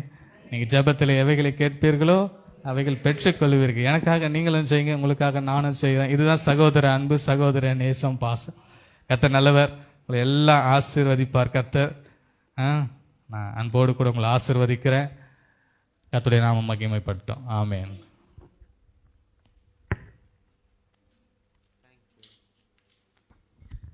ஹல்லேலூயா. கர்த்தருடைய நாமத்திற்கு மகிமை உண்டாவதாக. செய்தி துதி ஆராதனை எடுத்து செய்தி கொடுத்த அருமையான தம்பி ரிச்சர்ட், கர்த்தரால் ஆசீர்வதிக்கப்படுவதாக. சீக்கிரமே உங்கள் சபை முழுவதும் கட்டப்பட்டு அந்த தாங்கல் பகுதி, அந்த ஏரியாவிலிருந்து நிறைய ஆத்துமாக்களை கர்த்தர் உங்களுக்கு கொடுப்பார். நிச்சயமாகவே நாங்கள் விசுவாசிக்கிறோம். நாங்களும் திருச்சபையாக அதற்காக ஜெபிப்போம். நாம் ஜெபம் பண்ண கடப்போம். எல்லாரும் முழங்கால் படியிட்டு விசுவாசத்தை குறித்ததான வார்த்தையை அழகாக நமக்கு சொன்னாங்க. அந்த விசுவாசத்தின் பலன் என்ன தெரியுமா? இயேசு கிறிஸ்துவினுடைய அன்பு. விசுவாசிக்கிறவர்கள் மீது இயேசு கிறிஸ்துவினுடைய அன்பு எப்பொழுதுமே உண்டு. நீங்கள் பாவியாய் இருந்தாலும் இயேசுவே இரட்சகர் என்று விசுவாசித்தால் அவர் உங்களை தள்ள மாட்டார், உங்களை சொந்தமாக ஏற்றுக்கொள்வார். நமக்காகத்தானே அவர் அந்த பாடுகளை பாட்டார். அதை உணர்ந்தவர்களாக ஆண்டவரிடத்தில் ஒப்பு கொடுப்போம். வேதம் சொன்னது போல, அருமையான ஊழியக்கார் மூலமாக சொன்னது போல, வேதத்தில் வசனம் இருக்கிறது, உங்கள் விசுவாசமே உலகத்தை ஜெயிக்கிற ஜெயம். நீங்கள் ஜெயிக்க போறீங்க. ஆமென். சத்தமா சொல்லுங்களேன். நீங்கள் தோல்விக்குரியவர். அடிக்கடி இந்த ஏழும் ஜெப வீட்டில் சொல்ற ஒரு வார்த்தையை, நீங்கள் தோல்விக்குரியவர்கள் அல்ல, ஜெயத்துக்குரியவர்கள். நீங்கள் அசாத்தியமான காரியங்களை சாத்தியமாக மாற்றுகிறவர்கள். அப்படிப்பட்ட தேவனுடைய வல்லமை உங்களிடத்தில் கர்த்தர் கொடுத்திருக்கிறார். நீங்கள் விசுவாச குறைவினால் அதை அனுபவிக்காம இருக்கிறீங்க. இன்றிலிருந்து விசுவாசிங்க, அவருடைய அன்பு என்று மாறாமல் இருக்கும். ஒப்பு கொடுப்போமா?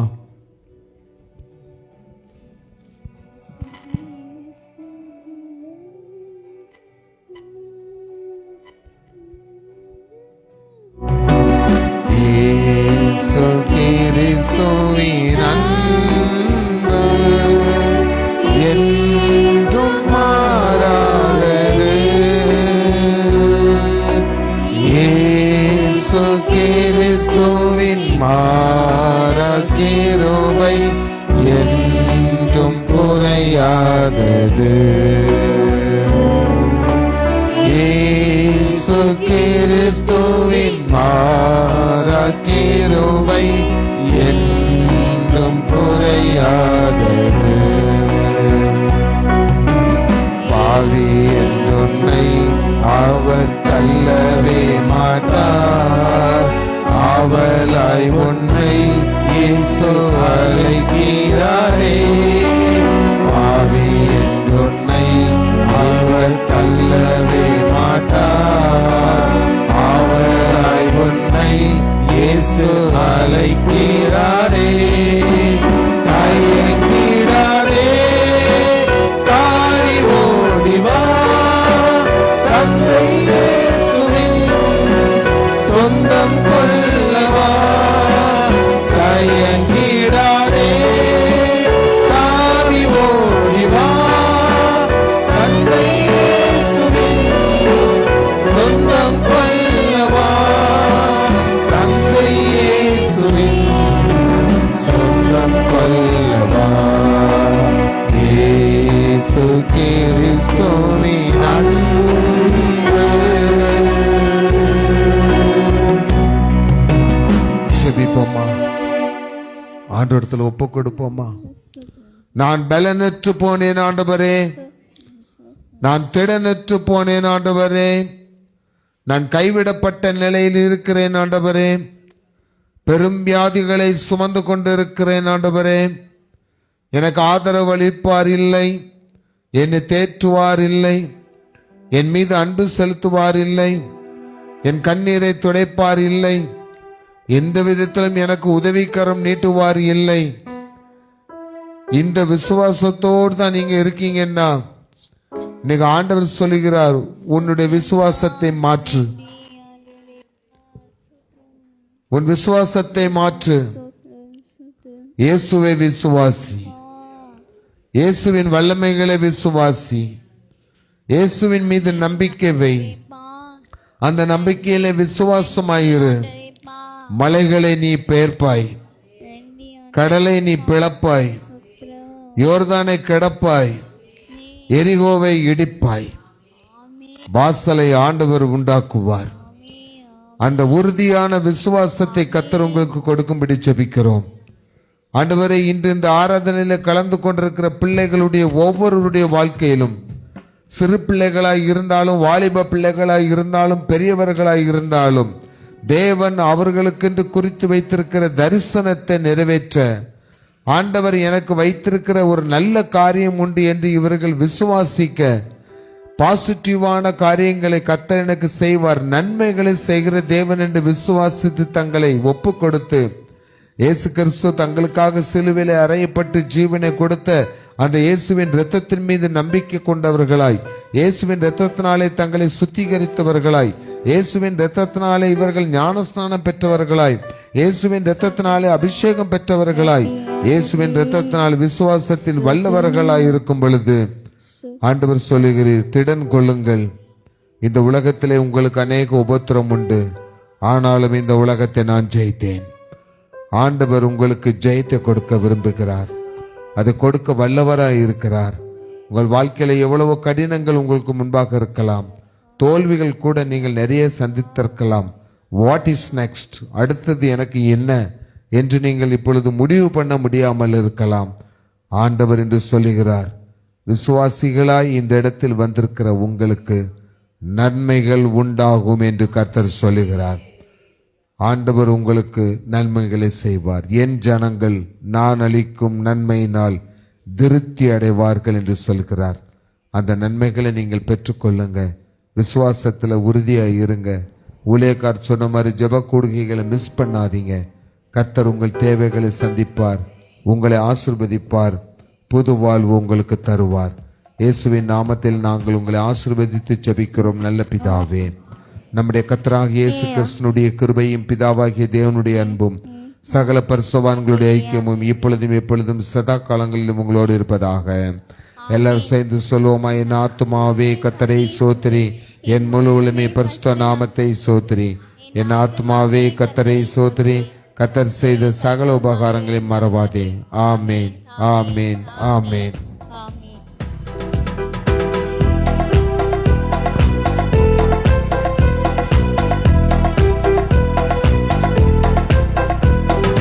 புது வாழ்வு தந்தவரே, புது துவக்கம் தந்தவரே, புது வாழ்வு தந்தவரே, புது துவக்கம் தந்தவரே. நன்றி உமக்கு நன்றி, முழு மனதுடன் சொல்கிறோம். நன்றி உமக்கு நன்றி, மனநிறைவுடன் சொல்கிறோம். நன்றி உமக்கு நன்றி, முழு மனதுடன் சொல்கிறோம். நன்றி உமக்கு நன்றி, மனநிறைவுடன் சொல்கிறோம். ஹல்லேலூயா, ஹல்லேலூயா. கர்த்தர் உங்களை ஆசீர்வதிப்பாராக. நீங்க அப்படியே உட்காருங்க. உங்களுக்கு